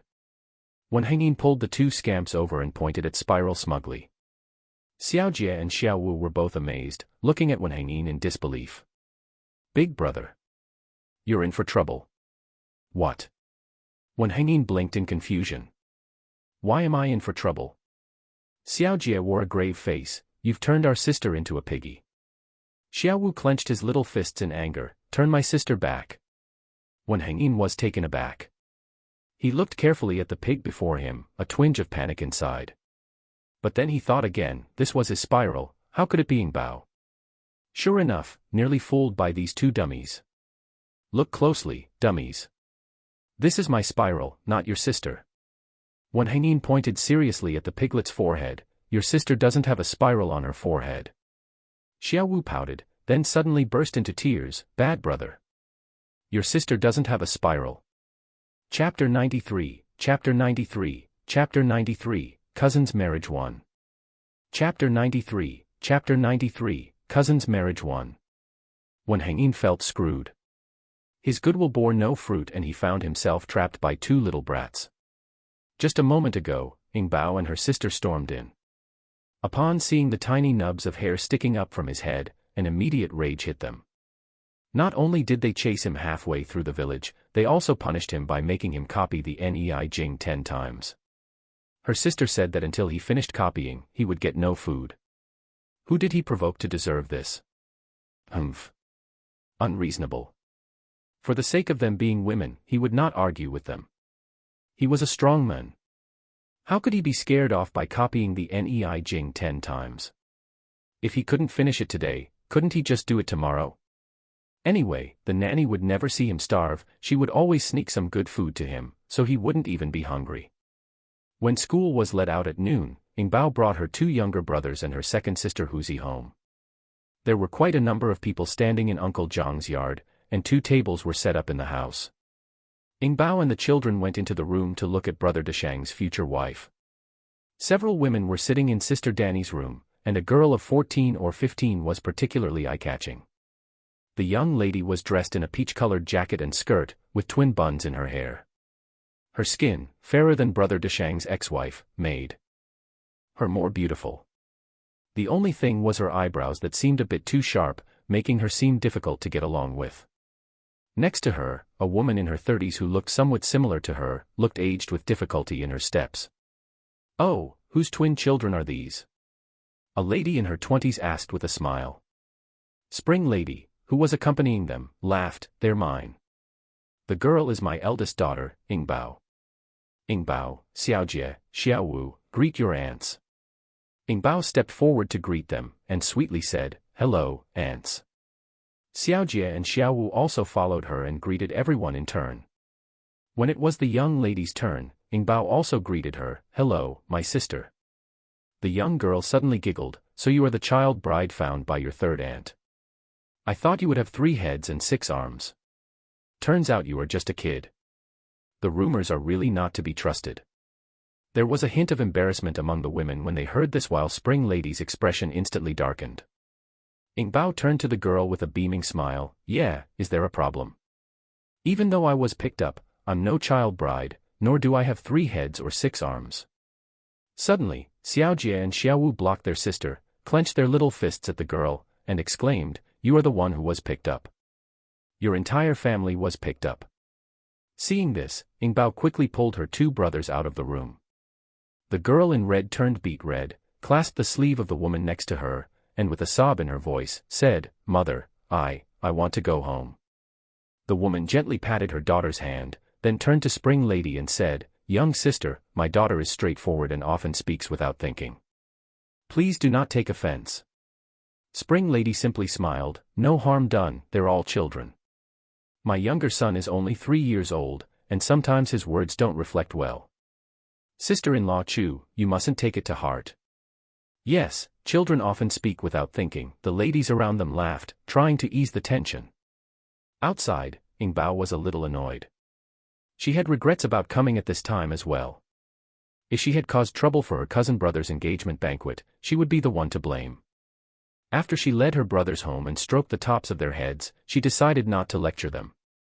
After a while, Spring Lady returned, hugged her daughter, and said, Bao Bao, there's no need to lower yourself to their level. We are the true family. Everything others say is nonsense. Bao grinned and cuddled up to her mother. Yes, she had her father, her mother, her siblings, her true family. Why should she care about what others said? In the afternoon, with no school, Bao continued reading, and at the same time, supervised her brother's handwriting practice. Xiaojie's writing skills were beginning to show promise. His daily copying of characters had transformed into writing, each stroke and each dot full of charm.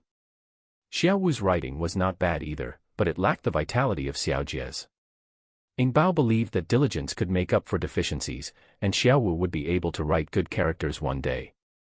However, they couldn't just keep instructing them without proper guidance, they had to find a good master for them as soon as possible. Otherwise, once they developed a habit in writing, it would be hard to change. Time flew, and it was the last lunar month. The tributary labor finally ended, and the villagers began to return home. The three Jiang brothers also returned home, looking relatively unharmed, albeit much thinner and darker. Chun Nain heated a large pot of warm water for her husband to take a bath, and warmed up the Kong, making the room much warmer. She took out a set of new clothes and laid them on the rack, saying, "You change into these after washing. I made them for you." With abundant cotton and sufficient money in the house, Chun Nain made new clothes and shoes for everyone in the family whenever she was free. Jiang Sanlang took off his dirty and shabby clothes and sat down beside the bathtub, lowering his head for his wife to wash his hair. Chun Nain scooped a handful of soap mud out of the can and began to knead it on her husband's head. Black water trickled down from her fingers. "The wedding date for your big nephew is fixed in April next year." The date was chosen by the girl's side. Chun Nain discussed the family affairs with her husband. In a few days, Danny is going to have her betrothal with the grandson of widow Zhang. Jiang Sanlang responded with a nod of approval, then asked, "Why is the eldest sister-in-law setting Deshang's betrothal at this time?" The children's engagement was set when he and his two elder brothers were not at home, which was quite unexpected. Chun Nain, it was suggested by the matchmaker from the Chu family, we didn't know either. The eldest sister-in-law and parents also proposed to the matchmaker that it would be better to wait for your return, but the Chu family didn't mind. Jiang Sanlang did not reply, merely rinsed his hair with the hot water in the yellow basin. Seeing the water turn black, Chun Nain hurriedly dumped it out and scooped another basin of hot water for him to wash again. After washing his face and head, Jiang Sanlang got into the big wooden bathtub to soak. While Chun Nain was scrubbing his back, she noticed a scar half a finger long on his shoulder and couldn't help but ask, "When did you hurt your shoulder?" Jiang Sanlang said with his eyes closed, "Forgot." Chun Nain touched the scar and frowned, "Such a long one, it should have bled quite a bit." Jiang Sanlang didn't respond. His wound was caused by Qin Guanglu's dagger, but that guy didn't end up well either. He had his leg crippled by Sanlang. He was regretful to have not found Miss Han, otherwise he would have made her suffer the same fate as her husband. Daring to harm his daughter, since the government couldn't punish him, he would take revenge himself. Luckily, he had taken a medicine made by his daughter beforehand and smeared the wound with a prepared ointment. The wound healed promptly once he arrived at the work site. This was done so discreetly that even his elder brother had no idea. Only his second brother knew what had happened, and did not let him do heavy work while they were working. Jiang Sanlang wore a new blue cotton robe after the bath. It was his first time wearing such a robe, and he felt a little uncomfortable. Usually, peasants like them wore shorts. A short top and short trousers, tied with a belt at the waist, it was convenient for work. Those who were well off would only wear long robes on important occasions, to show their respect. The rest of the time, they would still wear shorts. "Tomorrow Danny will get engaged, you as her uncle have to show up." Chun Nain adjusted her husband's robe. Not to mention, Sanlang, when dressed up, did look handsome. No one could have guessed he was a peasant. Seeing that his wife suddenly blushed, Jiang Sanlang smiled and said, "You should also dress up. We'll all go together." Since he had to show face for his niece, it was not only up to him. At critical times, it was the women from the family who had to step forward. Chapter 94, Chapter 94, Chapter 94, When is the return date? Chapter 94, Chapter 94, When is the return date? Yingbao and her two younger brothers did not attend Sister Danny's engagement banquet. Yuan Bao and Huzi also did not go, only Ernie accompanied Danny. Today was a school's rest day. Taking advantage of their parents' absence, Yingbao fetched a basket of chives from the storage and prepared to make some chive pockets. She originally wanted to make pork and chive dumplings, but no one went to town to buy meat. Even if she had meat, she couldn't mince it. It was simpler and easier to make chive and egg pockets. After kneading the dough, she washed the chives, drained the water and chopped them up. Then, she cooked an omelette, chopped it up, and mixed it with the chives. The next step was to roll out the dough and make the pockets. Yuan Bao and Huzi were playing in the yard with their two little brothers, while little Ing Bao was painstakingly making the chive pockets alone. After she finished making them, she had to slowly cook them over low heat. Just as she had finished a few, the four boys ran in, each grabbed one and started eating. They didn't care that the chive pockets were half-cooked, they still kept complimenting how delicious they were. Ing Bao. Well, this was her first time cooking chive pockets. Her lack of experience led to one side being burnt while the other wasn't even cooked yet. It was hard on the four kids who didn't even complain. They each took one and ate it heartily. The second batch was much better.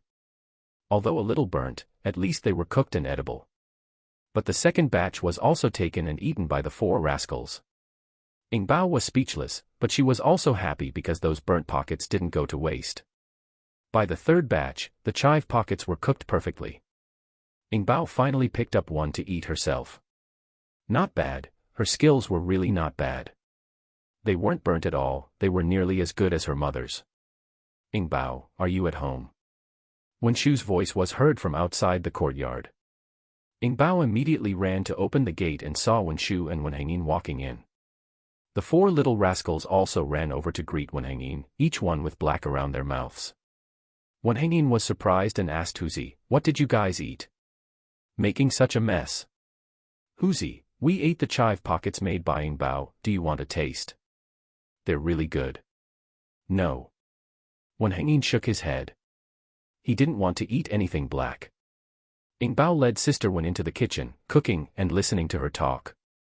"Ing Bao, I came to say goodbye. Tomorrow, my mother will take us to Prefecture City, and we probably won't come back till next March." Wen Shu sat down on a small stool. When Ing Bao heard this, she became a bit worried. Because this time happened to be when the Wen family had trouble, she didn't want Sister Wen to leave. "Sister Wen, can you not leave?" Ing Bao removed the fire and came out from behind the stove. Wen Shu stirred her handkerchief and sighed, "We haven't heard from my father for over a month. My mother and I are very worried. We are going to Prefecture City to find out what on earth happened in Yuzhou." Ing Bao frowned, "Can't you write to your relatives to ask?" She feared that once Wen Shu left, it would be hard for them to meet again. Wen Shu shook her head, "Mother said instead of waiting idly, it's better to go to Prefecture City. They are well informed there, unlike our isolated small village. We can always know something there." "Well, can you and Madam Wen really come back next March?" Ing Bao asked. Wen Shu nodded, "No matter what, we will be back." Ing Bao scratched her head, unable to think of a way to help Sister Wen. Her own precious golden habiliments and schwer had been bought by Lady Wen, so they didn't need her 5 dingji. After a long hesitation, she spoke earnestly, "Sister Wen, not long ago, I had a bad dream. I dreamed that your house was ransacked, and you were separated from your little brother. Don't laugh, my dreams are very accurate, you and your husband must be careful." Wen Shu stopped smiling, deep in thought. "I'll go home and tell my mother to interpret your dream for you." "Right." Beyond that, Ing Bao could think of no other good method. Wen Shu left with her brother. Before leaving, she gave Ing Bao a few medical books she had brought with her. "On the days when my mother and I are not here, you must study these books diligently. If you don't understand anything, note it down. And wait for my mother and me to come back to explain it." Ing Bao nodded, hugged Sister Wen, and said quietly, "Sister Wen, you must take good care of yourself and your little brother. In my dream, you were separated from your little brother." She wasn't afraid that such words might upset Wen Shu, she blurted them all out. "For many years after that, you never found him again." Wen Shu was taken aback. She patted Ing Bao's head without showing any displeasure. "Thank you for the reminder, Ing Bao. I will keep an eye on him and not let him run around." After Sister Wen and her brother left, Ing Bao, a little depressed, finished cooking her chives pancakes, then sat on a stool, dazed. She suddenly remembered that it had been a long time since she had dreamt about that book. She wondered about the final fate of Chen Zhao and Chen Tian.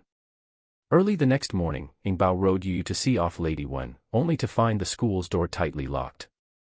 They had already left, even the snails had been brought along.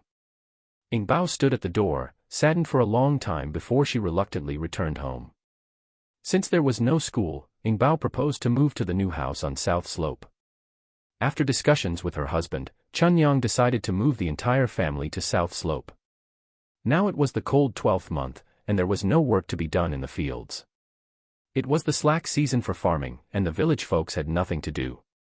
Whenever it was sunny, the men of the village would sit under the south wall, basking in the sun and chatting. Some even took off their cotton-padded clothes, turned them inside out to pick off the lice.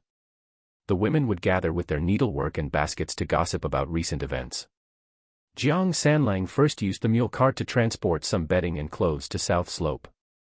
Then it was the daily necessities, followed by people. Ing Bao rode Yu and arrived at South Slope early to tidy up the house. The house and yard on South Slope were quite large, and at first it seemed a bit empty and even colder. But here it was open, with a good view, and there were not many households. In snowy weather, they could hunt for birds and Yu could go out for a run by itself, without anyone having to walk it. After a round, it would return home on its own. Seeing his younger brother's family move to South Slope, Jiang Erlang also decided to move in with his children. Every day he would cut some bamboo to make bamboo stools, and weave a few bamboo baskets for later to dry shuar. Old man Jiang had already been living on South Slope, watching over their granary with his 2 grandsons and incidentally fattening 2 pigs. Before they knew it, a month had passed and in no time, it would be the new year. One day, the peaceful mountain village was suddenly disrupted because a small group of soldiers drafted last year had returned, and all of them were wounded. "My son, what happened to you? How did your leg get injured like this?" The clan leader's second wife, Tang family, cried and wept as she hugged her son who was lying on a stretcher. "De Lang, you hurry and go to the town to invite the doctor to take a look at your brother," the clan leader instructed his eldest son at the sight of this. Seeing the misery of his younger brother, Chen De felt uncomfortable and rushed to town in a carriage to fetch Dr. Li. Having examined the condition, Dr. Li shook his head and said to the clan leader, "Your son's situation isn't good. His right thigh has necrotized, and the toxins from the rotting flesh have already spread throughout his body. I'm afraid it's difficult to treat." Upon hearing these words, Tang family fainted. The youngest daughter-in-law quickly pinched her mother-in-law's point of consciousness and her tiger's mouth. Seeing this, Dr. Li hastily pried open Tang family's mouth and tucked a slice of ginseng under her tongue. Chapter 95, Chapter 95, Chapter 95, Asking the Fairy Child to Cure the Disease 1. Chapter 95, Chapter 95, Asking the Fairy Child to Cure the Disease 1. Mrs. Tang finally woke up, let out a slow sigh, and burst into loud sobs. Grabbing a handful of Chen Fu's clothes, she wailed, "Husband, you must think of a way, save Zhu." She then turned towards Dr. Li, and suddenly kneeled, knocking her head against the ground.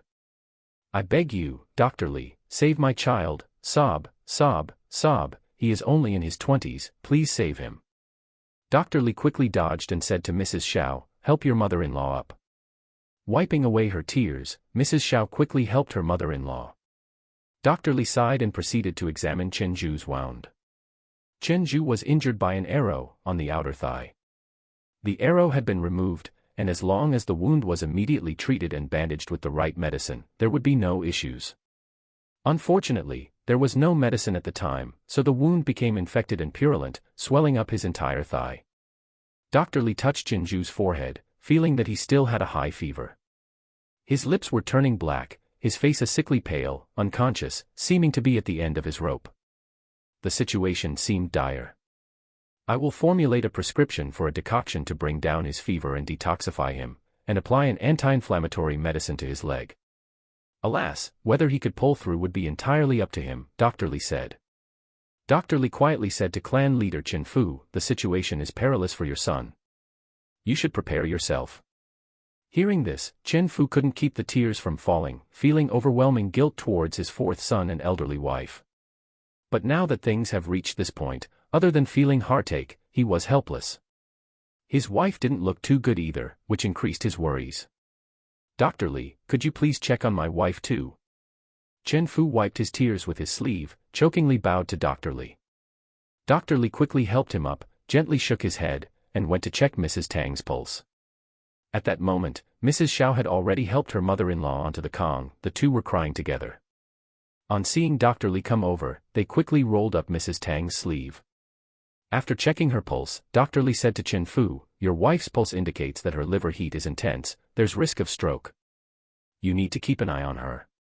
Hearing this, Chen Fu felt somewhat lost and quickly asked, "What should be done?" Dr. Li sat down to write a medical prescription and said, "Try not to agitate her and cause her to get inflamed, and avoid excessive grieving. Ensure that she has calm and peaceful rest. I will prescribe a decoction for her first, and then check on her after a few days." "All right, you just prepare the medicine. From now on, I will definitely keep an eye on her." Afterwards, Chen Fu had his eldest grandson escort Dr. Li home, and fetch the medicine on his way back. After soothing his wife, Chen Fu went to check on his youngest son, feeling even more distressed. It seemed like the white-haired him would have to send off the black-haired son. He would rather exchange his life for the latter's if he could. After pacing a few rounds in the room, an idea popped into Chen Fu's head and he hurriedly went to West Village to find the divine witch, Song, to exorcise the evil spirits from his son. As the saying goes, desperation leads to erratic attempts at finding a cure. He was out of options. As a result, in the courtyard of clan leader Chen's home, an altar was set up, incense and candles were lit, and divine witch Song led her two grandchildren, adorned with colorful ribbons, in a ritual to worship the gods and began the sacred dance. The sacred dance was quite particular and not random. Dances for healing, praying for blessings, and exorcising evil spirits were each unique, and had their specific steps. The divine witch, also understood as a shaman or sorcerer, combined the roles of a shaman and a doctor. They were known as the healers among the common folk due to their knowledge of medicine and their ability to communicate with the divine, predict good and evil fortunes, and provide divine revelations. Divine witch Song took out a packet of prepared medicinal powder from her belt, mumbled her prayers while ringing her bell, and then poured the medicinal powder into a bamboo tube filled with water, shaking it a few times. She then handed it to Chen Fu. "This is the divine medicine bestowed by the gods. Hurry and have your fourth son drink it." Chen Fu respectfully accepted the divine gift and gave it to his fourth son to drink. Divine witch Song also went into the room and saw the young man lying on the Kong, and silently shook her head. From how he looked, even though he was young, he would probably not survive for a few more days. After feeding the divine medicine and coming out, Chen Fu saw divine witch Song still chanting and ringing her bell, holding a piece of tortoise shell and casting it onto the ground. Thud! The tortoise shell broke into 3 pieces. Before anyone knew, the divine witch Song had drawn a ring of fire on the ground, into which the turtle shell was thrown. She grabbed the shell, shouting loudly, "Heaven has decreed that a demon haunts this place. Only with the fairy child assisting me can we lift the curse." Clan leader Chen hurriedly asked, "What does that mean? Who's the fairy child?" The divine witch Song blinked her small eyes, raising her voice, "The fairy child lives in the village, only 4 years old. With her help, the demon haunting your son will surely withdraw." Chen Fu instantly knew who the fairy child was in Song's words. At this moment, he hesitated. After all, the child was only 3 or 4 years old, what could she do? But, for a glimmer of hope for his son, he, as a father, couldn't give up. Chen Fu contemplated how he should talk to Jiang Sanlang, asking Ing Bao to cure his son's evil disease. If he speaks improperly, Jiang Sanlang might throw him out of the house. From the corner of her eye, divine witch Song watched Chen Fu's hesitation, rang her bell and spoke a long incantation, finally saying, "If the fairy child doesn't help, there's nothing I can do." The implication was, if the fairy child didn't help, Chen Ju would undoubtedly die, and it had nothing to do with her, the witch. Chen Fu clenched his teeth and strode out the door. He ran all the way to South Slope, only to see a little girl riding a large deer sprinting from the open field. The deer was strong and tall, its antlers looked like a divine beast, galloping like the wind. The little girl in red dress, 2 little braids on her head, rosy cheeks, sat straight on the deer's back, like a born rider. At this moment, Chen Fu stared blankly at her, as if he had truly seen a fairy child descended from the heavens. "Little Ing Bao." Chen Fu quickened his steps towards her. Seeing clan leader Chen running hastily towards her, Ing Bao quickly pulled Yu to a stop. "Grandpa Chen, what's the matter?" Chen Fu, panting, paused beside the large deer, composed himself and asked, "Where is your father?" My father is over there, digging a pond. Since the Jiang family had moved to South Slope, they encountered water issues. Thus, Jiang Sanlang, along with his second brother, were digging a well beside the pond while they had some free time. But drilling a well in South Slope was not easy, they had to remove the underground stones first. So, digging a well turned into digging a pond. Chen Fu pondered for a while, then tentatively said, "Ing Bao, my son, Zhu, is injured. I was thinking you could come and look at him." He didn't dare to mention which song's words and treated Ing Bao only as a little doctor, asking her to see the patient. Upon hearing the request for a checkup, Ing Bao's eyes lit up, and she readily agreed, okay. She also wanted to see what kind of injury Chen, the clan leader's younger son, had gotten. Lady Wen once said that to quickly improve your medical skills, you must treat different patients and accumulate clinical experience. But I need to go back and tell my mother first, and also grab a medicine bag. Ing Bao urged the deer to turn around. With a look of delight, Chen Fu quickly nodded, I also need to go and talk to your parents. Upon reaching Jiang Sanlang's house, Chen Fu told Chun Yang about asking Ing Bao for a checkup, without mentioning anything about which song's divination, fearing that Jiang Sanlang would overreact. Chun Yang puts away the thread wrapper and stood up, since Bao Bao agreed to go, I will accompany her. She can't let her daughter go to someone else's house alone. Ing Bao entered her cave house to collect some ointment and pills, put them in a small bag made by her mother, and then came out. Grandpa Chen, let's go. Ing Bao, carrying her little bag, climbed onto Yuyu's back. Chun Yang also finished packing up, instructed Ernie and Huzi to play with their sons in the yard, and followed close to her daughter. Chapter 96, Chapter 96, Chapter 96, Special Effect Drug. Chapter 96, Chapter 96, Special Effect Drug. Ing Bao and Chun Yang walked into clan leader Chen's courtyard, stunned by the scene before them. Incense smoke filled the courtyard, and 2 5- or 6-year-olds danced in front of the incense table. The two of them were draped in multicolored ribbons, and held colorful ropes and peace fans in their hands. Bronze bells tied around their wrists and ankles jingled as they moved. Were these shamans, wondered Ing Bao. An old woman wearing a feather crown came forward, dancing around Ing Bao. Chun Yang frowned, protectively scooping up her daughter, and turned to ask. Clan leader Chen, Uncle Chen, what is the meaning of this? Chen Fu awkwardly touched his nose and didn't dare to speak the truth. Instead, he told the divine witch song, Ing Bao wants to go in to see my son's illness, would you please make way? Divine witch song gave a knowing look and immediately stepped aside. Chen Fu then said to Chun Yang, the divine witch is performing a ritual. Let's go inside first. Seeing that divine witch song had moved aside, Chun Yang held her daughter and walked into the house. The house still smelled strongly of incense and candles, mingled with a faint stench of decay. Chun Yang wrinkled her nose, placed her daughter down at her daughter's indication. Ing Bao walked to the front of the bed and stood on her tiptoes to look at the sick person. Unable to see clearly, she asked Chen Fu to bring over a chair and stood on it to pull back the covers. A wave of foul stench hit her. Chen Zhu was not wearing pants, only a loincloth. Chun Yang gasped and was about to carry her daughter out of the room. Ing Bao waved her hand and said to Chun Yang, it's okay. As a doctor, I must be impartial to gender. Mother, you can go out first. I will examine the patient's injuries. If she was to become a doctor, she would inevitably have to deal with the human body.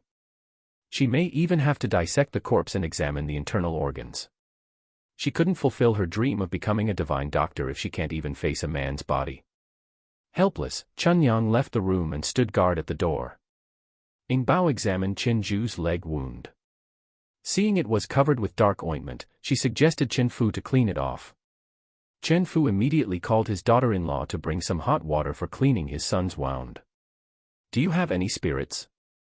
Ing Bao asked. Madam Wen always said that external injuries need to be cleaned with strong liquor to kill bacteria, before applying medicine for the best effects. Chen Fu shook his head, no spirits. He had only heard of spirits but never seen it. In this rural place, even rice wine was not common, let alone spirits. Then use boiling water, let it cool and use it to clean his wounds. The cloth must also be sterilized by boiling and drying, Ing Bao instructed seriously. Xiao accepted and immediately started to do as Ing Bao instructed. Ing Bao then took Chenju's pulse and looked at his pupils. Madame Wen had said that if a patient's pupils dilate, it is a strong indication the person may not survive. Ing Bao had never seen dilated pupils before, now she finally did. Chenju's pupils were indeed somewhat dilated, certainly different from the regular pupils of a healthy person.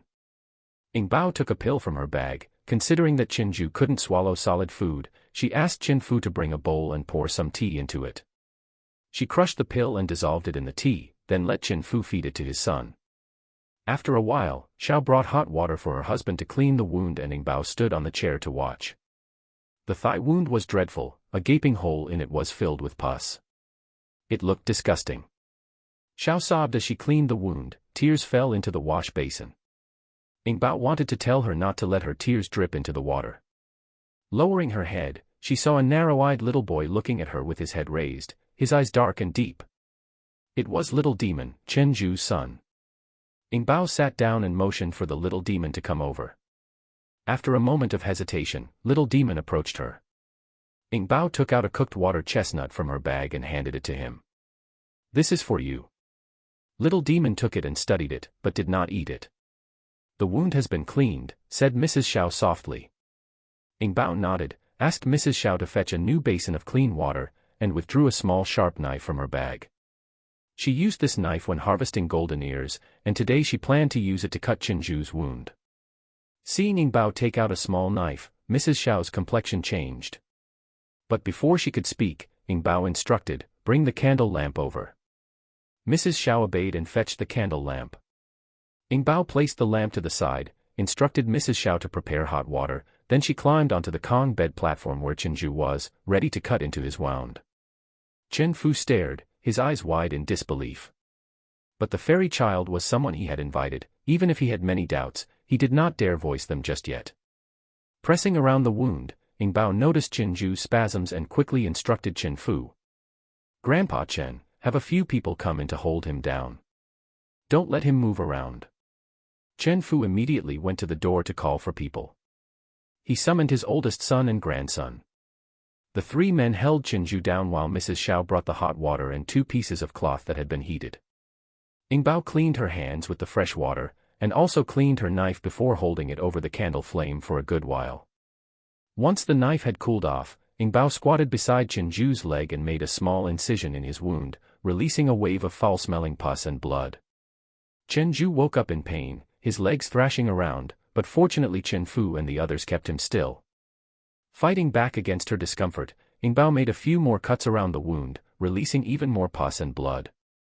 Once the flow of pus and blood had lessened, she cleaned the area with a clean cloth and applied some of the medicinal ointment she had brought along. This ointment contained not only 5 tripod fungi, but also baecal skullcap root, honeysuckle flowers, red sage root, and knotweed flower. All of these ingredients were bought from the town's apothecary, in preparation for unexpected injuries. Ever since Ing Bao had read the classic of herbal medicine and the folk herbals the older sister Wen gave her, she planned to store more herbs in her cave dwelling to create various ointments and herbal pills, to be prepared for sudden needs. Since the future would not be peaceful, with the imperial court constantly conscripting troops to quell rebellions, it was possible that some of her family members would be conscripted one day. Therefore, she had to prepare more special wound medicine. This was the first time she had prepared wound medicine, and now she was testing it on Chenju to see its effectiveness. After applying the medicine, Ing Bao jumped off the Kong bed and pulled out a few more medication pills, passing them to Mrs. Xiao. "Give him 2 pills every 2 hours and tie a clean cloth around his wound. Be careful not to rub off the ointment. I will come back tomorrow to check on him." Mrs. Xiao nodded repeatedly in agreement. Ing Bao looked at clan leader Chen and spoke, "Grandpa Chen, you have to pay me for the medicine this time. There will be no consultation fee, but the pills and ointments are expensive." Chen Fu did not seem surprised and asked, "How much in total?" 5 taels of silver, answered Ing Bao. Chen Fu froze for a moment but still went to fetch a nugget of 5 taels of silver from his house and handed it to Ing Bao. Ing Bao pocketed the silver and dashed out of the house, followed closely by Chun Yang carrying her daughter. Divine Witch Song wanted to say something but was rudely interrupted by Chen Fu. Ing Bao has already medicated Juer, and she said she would be back tomorrow to check on him. The offering fee to invite the divine which will be delivered to you by my eldest son. I still have things to arrange and will not see you off. Divine Witch Song rolled her eyes quietly, not saying more. She immediately instructed her grandchildren to pack up and prepare to head home. PSH. Did they really think that little brat was a true fairy child? That was just something she said on purpose. If Jinju dies tomorrow, they can blame it on Yingbao. Then no one can put the blame on her. Divine Witch Song. Chapter 97, Chapter 97, Chapter 97, Fishing, Requesting for Monthly Tickets and Recommendation Tickets. Chapter 97, Chapter 97, Fishing, Requesting for Monthly Tickets and Recommendation Tickets. Chun Yang led Yu and said to her daughter sitting on the deer's back, "Don't just agree to treat people in the future. If anything bad happens to them, won't it ruin your reputation?" Yingbao nodded. I know, mother. She simply wanted to test the effect of the wound medicine, and Chinju happened to be the best subject for this experiment. After some time, she planned to go to the county town, buy more medicinal materials to make medicine, and see Wu Daozi while she was at it. On her previous visit, Sister Wen gave her a book of precious prescriptions. Yingbao had a quick read and decided to follow the instructions and buy some medical supplies to make some pills. Back at their South Slope home, Yingbao unloaded the saddle from Yu's back, led it to a secluded spot in the courtyard, and fed it some fresh beanstalks. She patted its neck and said, "After you're done eating, go back home on your own. I need to check on how Father's well is coming along." Yu nudged her with its head as if it understood what she said. Sister! Sister! Xiao Wu and Xiao Jie came running at full speed. Yingbao walked towards them. "What is it?" "Brother Huzi and Brother Yuan Bao have gone bird hunting. I also want a bow and arrows to shoot birds." Xiao Wu was particularly enthusiastic about archery. He pestered his father all day to make him a small bow and arrow set. However, their father was worried that the two youngsters might hurt each other while playing, so he didn't make them such objects. Yingbao pulled her two younger brothers back. "Why do you want to shoot birds? We're not short of meat. Birds are so pitiful, they are harmless, why do you want to kill them?" Xiao Wu scratched his head and felt that what his sister said made sense. But he still really wanted a bow and arrow, even if he just shot trees with it. Xiao Jie tipped his head and said, "We won't shoot birds, we'll shoot rabbits." Yingbao tapped him on the head. "Have you done your calligraphy for today? How far have you recited the 1,000-character classic?" Xiao Jie rubbed his forehead and excitedly raised his small hand. "I've already memorized up to dragon is assigned to fire, bird to the sphere of humanity." Initially they made characters, then they clothed and dressed. Yingbao praised him. "Xiao Jie is really good, you've already memorized up to this point. I'll buy you something good to eat when I go to town." Xiao Wu protested, "I've also recited it." Yingbao patted him too, generously praising, "Xiao Wu is also very good. Whatever gift you want, sister will buy it." "A bow. I want a bow. And arrows." Both of them shouted in unison. Yingbao was left speechless. Oh well, the next time they go to the market she would buy a small bow and arrow set for each of them, making sure the arrows aren't too sharp. As soon as Chun Yang came back, she started cooking. First, she boiled a pot of rice, and when it was cooked, she deliberately simmered it a little longer on low heat. This made the rice form a crust at the bottom of the pot, which she kept as snacks for her children. Then she made tofu with cabbage, boiled a few salted eggs and a couple of links of sausage. At home, they also had a small pot of bean paste, and a bowl of it as a side dish was delicious. With the food ready, Chun Yang instructed the twins to go and call their father and uncle in for dinner. At the dinner table, Jiang Sanlang took a mouthful of rice and said to his wife, "There's a big market tomorrow. Look around the house and see what we need. Buy what's missing. This year we should expect a lot of visitors during the New Year's celebration, so prepare plenty of food and meat to entertain our guests." Chun Yang nodded, "All right, I'll have Deshang help me take the donkey cart tomorrow, it will be easier to buy and bring back more things. Don't buy tofu. Dad said we're making it ourselves this year, and we'll divide it up amongst the families." "All right, then I'll buy some more fish," Chun Yang said. "Your banquet must include fish, otherwise, it will be disrespectful." Yingbao lifted her head from the bowl and blinked. "Why don't we go and catch some fish?" Her cave was stocked with a generous amount of premium schwer fragments, which would otherwise go unsold. Since they couldn't finish them at home, why not make them into fish bait? They could even save the money that would otherwise be spent on buying fish. Jiang Sanlang was about to refuse, but then he heard his daughter say, "I have a lot of chopped schwer. Mixed with some flour and bran, it can be made into fish bait, sure to catch big fish." Jiang Erlang's eyes lit up. "Sanlang, then let's go fishing this afternoon. There's no hurry for well digging, we can invite some villagers to dig it after the New Year festivities. Also, we can hire 2 professionals to guide us so that the well fills up with water in spring. Because after the spring warmth returns, the water in the pond will contain insects, rendering it unsuitable for drinking." Jiang Sanlang was initially not enthusiastic about the idea, but seeing his little daughter, nephews, and brother looking forward to it, he had to nod. "Then let's prepare the fishing gear, and look for a spot this afternoon. Let's go to the same spot as last time, it has a wide water surface, and we'll certainly catch a lot of big fish." Jiang Erlang had completely forgotten about getting soaked and falling sick previously. "Okay, let's go there." Jiang Sanlang nodded and stuffed a piece of tofu into his mouth. Ing Bao decided to go along and see. Anyway, she was riding a deer, it wouldn't get in the way of her father's plans. After eating, Ing Bao mixed the chopped golden and snow fungus into the bran, and then handed a large jar of fish bait to her father. Jiang Sanlang grabbed a handful to inspect. Seeing his hand full of bran and flour, he was pleased, and agreed to let his daughter go with them. When harnessing the mule for the cart, it spotted Ing Bao and started crying out, repeatedly pushing its large head towards her. "Don't worry, I have food for you." Ing Bao patted its large ears, feeding it a handful of bran, and also fed some to the deer. Jiang Sanlang harnessed the mule to the cart, placed the fishing net, iron hooks, ropes, and baskets onto the cart, and then hopped onto the shafts in one swift motion. After the 2 nephews and his brother also squeezed onto the mule cart, he wielded the whip to drive the mule on the road. Ing Bao mounted her deer and followed closely behind. On the way, they ran into Chen Yin and a few villagers. They initially wanted to invite Jiang Sanlang for a rabbit hunt in the mountains, but they unexpectedly saw him driving a mule cart towards the river. Then, noticing the equipment piled on the cart, the men exchanged knowing smiles. "Sanlang, you're going fishing. Take us along too." Could Jiang Sanlang refuse? Of course not. With frustration, he responded, "Fine. But you must bring your own tools." The Chuanha River wasn't his property, these men were his good friends as well, bringing them along didn't matter. However, whether they could catch anything depended on their luck.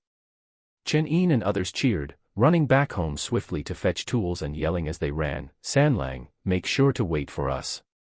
By the time they returned, several other villagers had followed them, including the Li Dayong brothers and Wang Ko. Well, now it had turned into a village event. Jiang Sanlang felt exasperated, but there wasn't much he could say. Ing Bao, riding her deer, followed closely behind the mule cart, receiving warm looks from the villagers on the way. All right, she was the center of attention. At a later time, she would give each of them a health check and see what was troubling them. After traveling several miles, they arrived at a broad riverbank.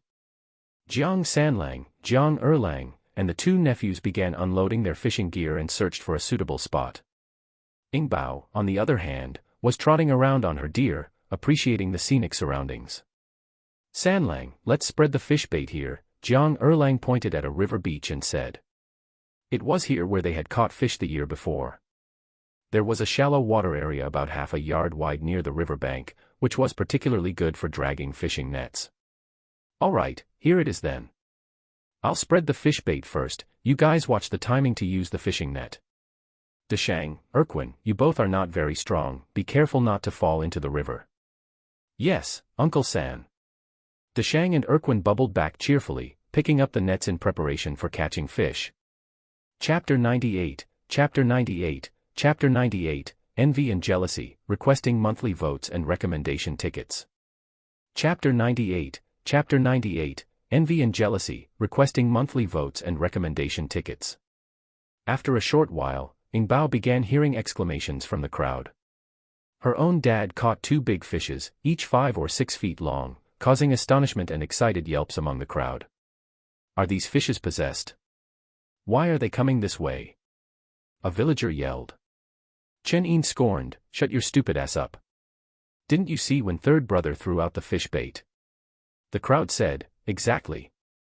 Your mouth is nothing but bad luck. It's almost New Year's, stop running your damn mouth. Didn't you see fairy child here keeping order?" The man, feeling embarrassed, rubbed the back of his head and awkwardly laughed. "I spoke without thinking, I'm sorry. Don't take it to heart." He then bowed towards Ingbao and said, "Fairy." "Ingbao, don't be angry." It was Uncle's potty mouth. Ingbao pretended to ignore him and beckoned Yu to stand higher. Standing high and looking far, she could see the entire river surface. Straight after, Jiang Sanlang spread another handful of fish bait along the river bank, for about 2 feet. Then, he told the crowd, "You should hurry and get the fish nets ready by the water to catch them, otherwise, once they finish eating the bait, they will swim away." "All right." About a dozen villagers instantly spread out, each held a scoop net and a bamboo basket, standing next to the fish bait with some even gripping tight onto iron forks. After a short while, water ripples started to appear on the surface. Several big fishes swam over to eat the bait. The crowd was screaming and attempting to catch the fish. The scene was total chaos. The Jiang family captured another 2 big fish methodically. These 2 weren't as large as the previous ones, but they still weighed about 10 pounds each. The villagers each had their own catch, one even caught a big turtle with the size of a hat. "Ha ha ha. I got one. I also caught one. Ack, I was so close." Some were joyous, some were frustrated, but none of them minded their clothes or pants soaking wet, with shoes filled with cold water. 2 hours later, everyone had something to show for, catching 2 or 3 big and small fish each. The Jiang family caught the most, a total of 16 4 to 5 feet long big fishes and several 10-pound blue fish. "Okay, we should head back." It was getting dark, and if they didn't leave soon, it would be hard for the mules to see the paths.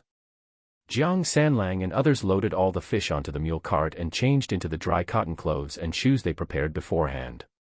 Last time, they got sick due to being too cold throughout the journey since they were wearing wet clothes. So this time, they brought extra cotton clothes and shoes. The other villagers didn't bring anything extra, but they still happily carried their fish back to the village with smiles on their faces. Along the way, they received countless envious looks from others. A passerby even asked, "Are you guys clearing a fish pond?" "What fish pond?" "We caught these in the river," a villager proudly replied. The passerby was surprised, "You managed to catch fish in this weather?" "Wow, are you selling these fish?" Li Daiyong and his brothers loudly declined, "No, we're not selling. We're keeping these for the New Year celebration." The passerby wouldn't give up and asked others. A few villagers decided to sell 1 fish each and keep 1 for themselves after discussing among themselves. These few hadn't had their turn to plant golden ears and were financially tight. With these few hundred coins of earnings, they would have a better New Year celebration. At the very least, they could buy a couple of pounds of pork or mutton from the market. Moreover, they still had a big fish. They would never buy such a large fish to eat in previous years. On the way, they met several villagers from West Village who were extremely envious. When Jiang Sanlang and his party left victoriously with large fishes, several villagers from West Village began to complain, "Look at how prosperous East Village is becoming. I really want to punch that Chen Chongsheng." "What does Chen Chongsheng have to do with this?" someone retorted. "The good times in East Village are because they have a fairy child watching over them. What does our village have? An evil like Chen Ergu, not even an immortal could prevent him from causing disasters." "Right." Someone agreed, "The Jiang family has surely prospered. They were lucky to find such a blessed fairy child. If I had been the one to find her, maybe our West Village would have prospered too." "Nonsense. What blessed fairy child, you all are just being delusional." One person scoffed. "How is it nonsense? Haven't you seen how Zhang's third son changed? Not only did they build a house on South Slope, they even grew golden ears and made a fortune out of it. The whole of Guangdong village has benefited." "Absolutely. I heard they also grew cotton on South Slope. Cotton, mind you, it's precious. It makes winter clothes light yet warm, and above all, it does not prick. Do you know who gifted them those cotton seeds? It was the fairy child. Everyone fell silent. Indeed, who other than a blessed fairy child could present such seeds? One person suddenly asked, "Hey, who actually lost the fairy child?" Who knows? Maybe she snuck out of the fairy palace. Nonsense. Even the Holy Mother has a mortal mother, the fairy child must have been born of a mortal woman. Well then, who's her mother? Why would she abandon a blessed fairy child? Her mother must be blind. Are you suggesting her mother could be Chen's second daughter-in-law? Stop joking. How could it be her? She is sinister and malicious, she even drove her eldest daughter to suicide by throwing herself into the river. Exactly. How could such a woman give birth to a fairy child? Hey, I heard the other day that the government official questioned Chen's second daughter-in-law about hiring Chen Ergu to kidnap children, but somehow she got released. My, she's really relentless, despite everything she still dared to act. Indeed. Which is why the child is not from Chen Chomping's family. You all should stop guessing blindly. While they were engaged in their gossip, they suddenly noticed Chen's old father approaching. Quickly they nudged each other. Keep it down, here comes Chen's old father. All right, let's move. The villagers of West Village, immersed in their discussions, noticed Chen's old father staggering towards them, causing them to scatter in all directions.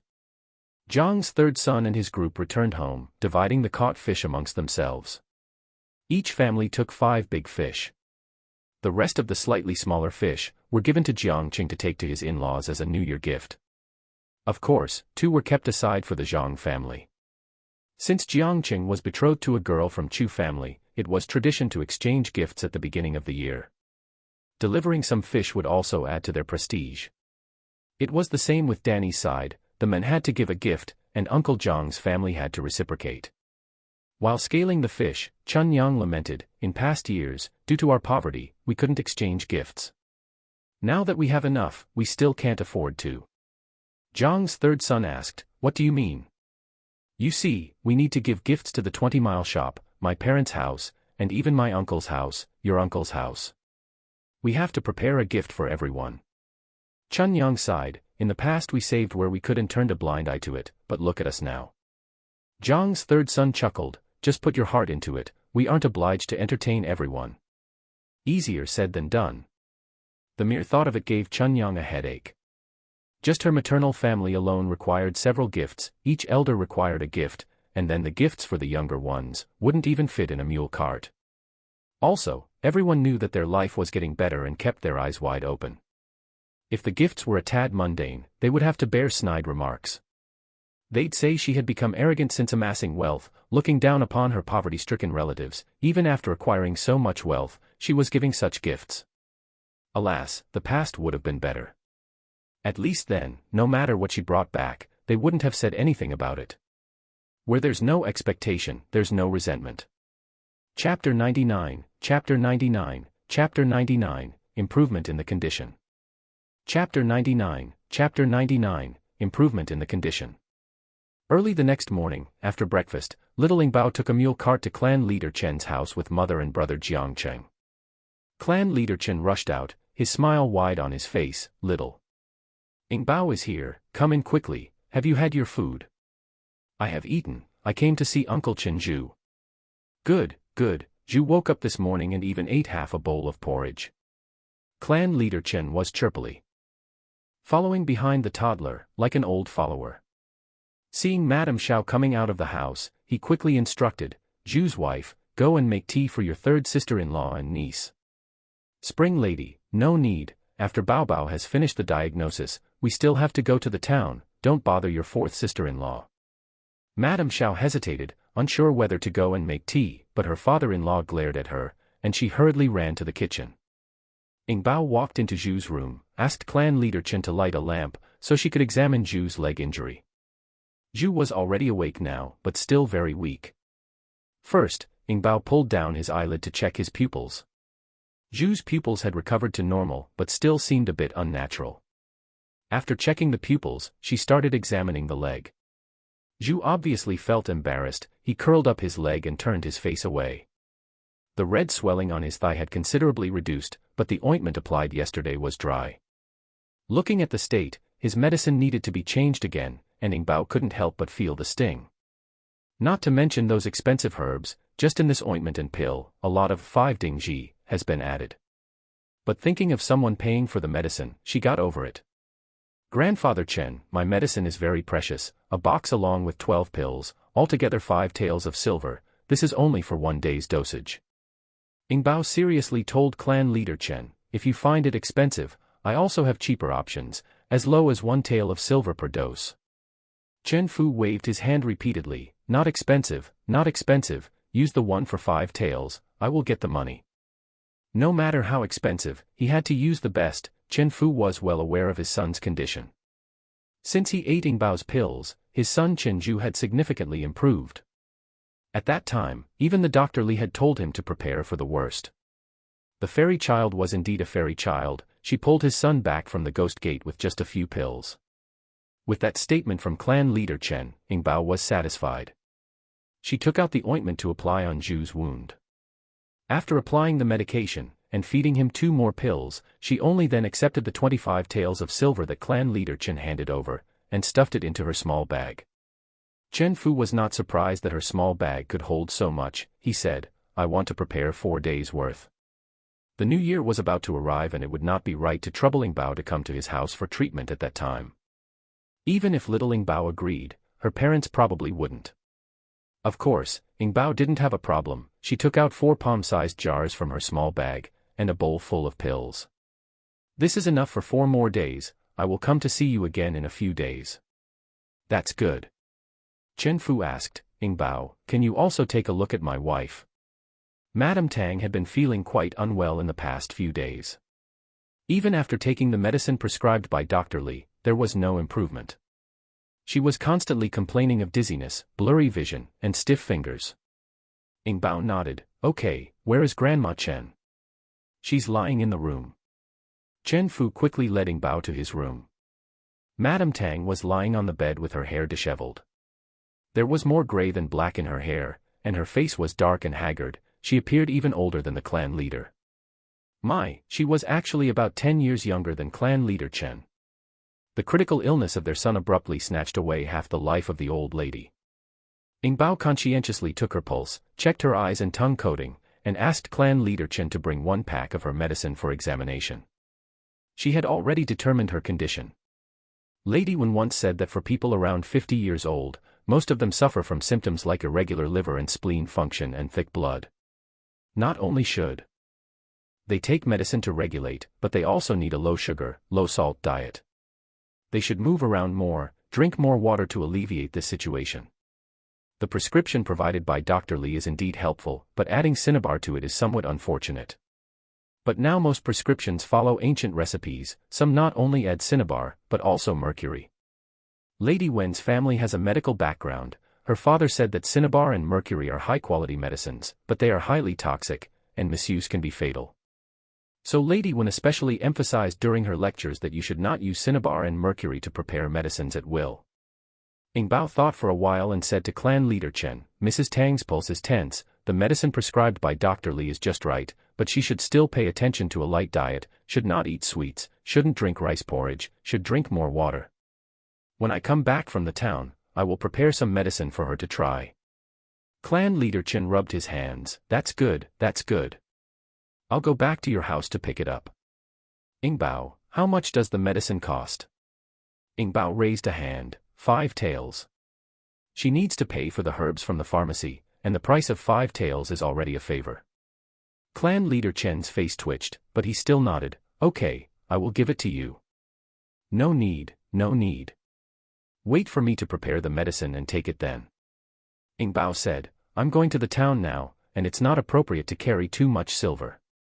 Chen, who had just spent 25 taels of silver, subconsciously looked at Ing Bao's small bag.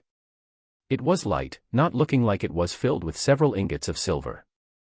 Ing Bao said goodbye to clan leader Chen and cheerfully left with her mother. There were already many people on the streets of the town. The crowd was packed, and the donkey cart couldn't get in, so it had to be parked on the side of the road for Jiangqing to watch. Therefore, Chun Yang carried Ing Bao in a bamboo basket and went in with the crowd. Before every new year, there are many stalls in the market. even the peddlers who travel from house to house put down their carrying poles on the roadside. Ing Bao picked some toys and also bought a dozen sugar-coated haws, silk flowers, and combs. She also bought 2 thin blade knives, 2 pairs of scissors, and 2 sets of children's bows and arrows from a general merchandise stall. She also saw several sheepskin balls and pigskin balls hanging from a peddler's shelf and bought 2. These are filled with pig urine, sewn with a pig or sheepskin cover, inflated and tied tightly so kids can play with them. They are more shoe-saving than kicking stone balls and do not hurt the feet. They are just right for the little monkeys at home. This kind of ball is only sold during the New Year, and it cannot be bought at other times. Chun Yang bought a few pieces of cloth in a cloth shop and asked the shop assistant to send the cloth to the donkey cart. Then she went to the grocery store and bought 2 bags of salt to take back for pickling fish. Brown sugar, rock sugar, frost sugar corner, fried sugar candies, and cloud piece cakes were also bought in plenty. 1 pound per pack, and bought 8 packs for each variety. Red paper was pasted on the oil paper packaging outside, with the words, "Good luck." When visiting someone's house during the New Year, these are the gifts. She also bought a lot of mutton, pork, and large roosters. Seeing that someone was selling wild chicken and wild rabbit, she also bought a few of each. When they returned from the market, the donkey cart was already filled with things. Ing Bao also bought many items, some for mom and dad and her younger brother, and some for other people at home as New Year gifts.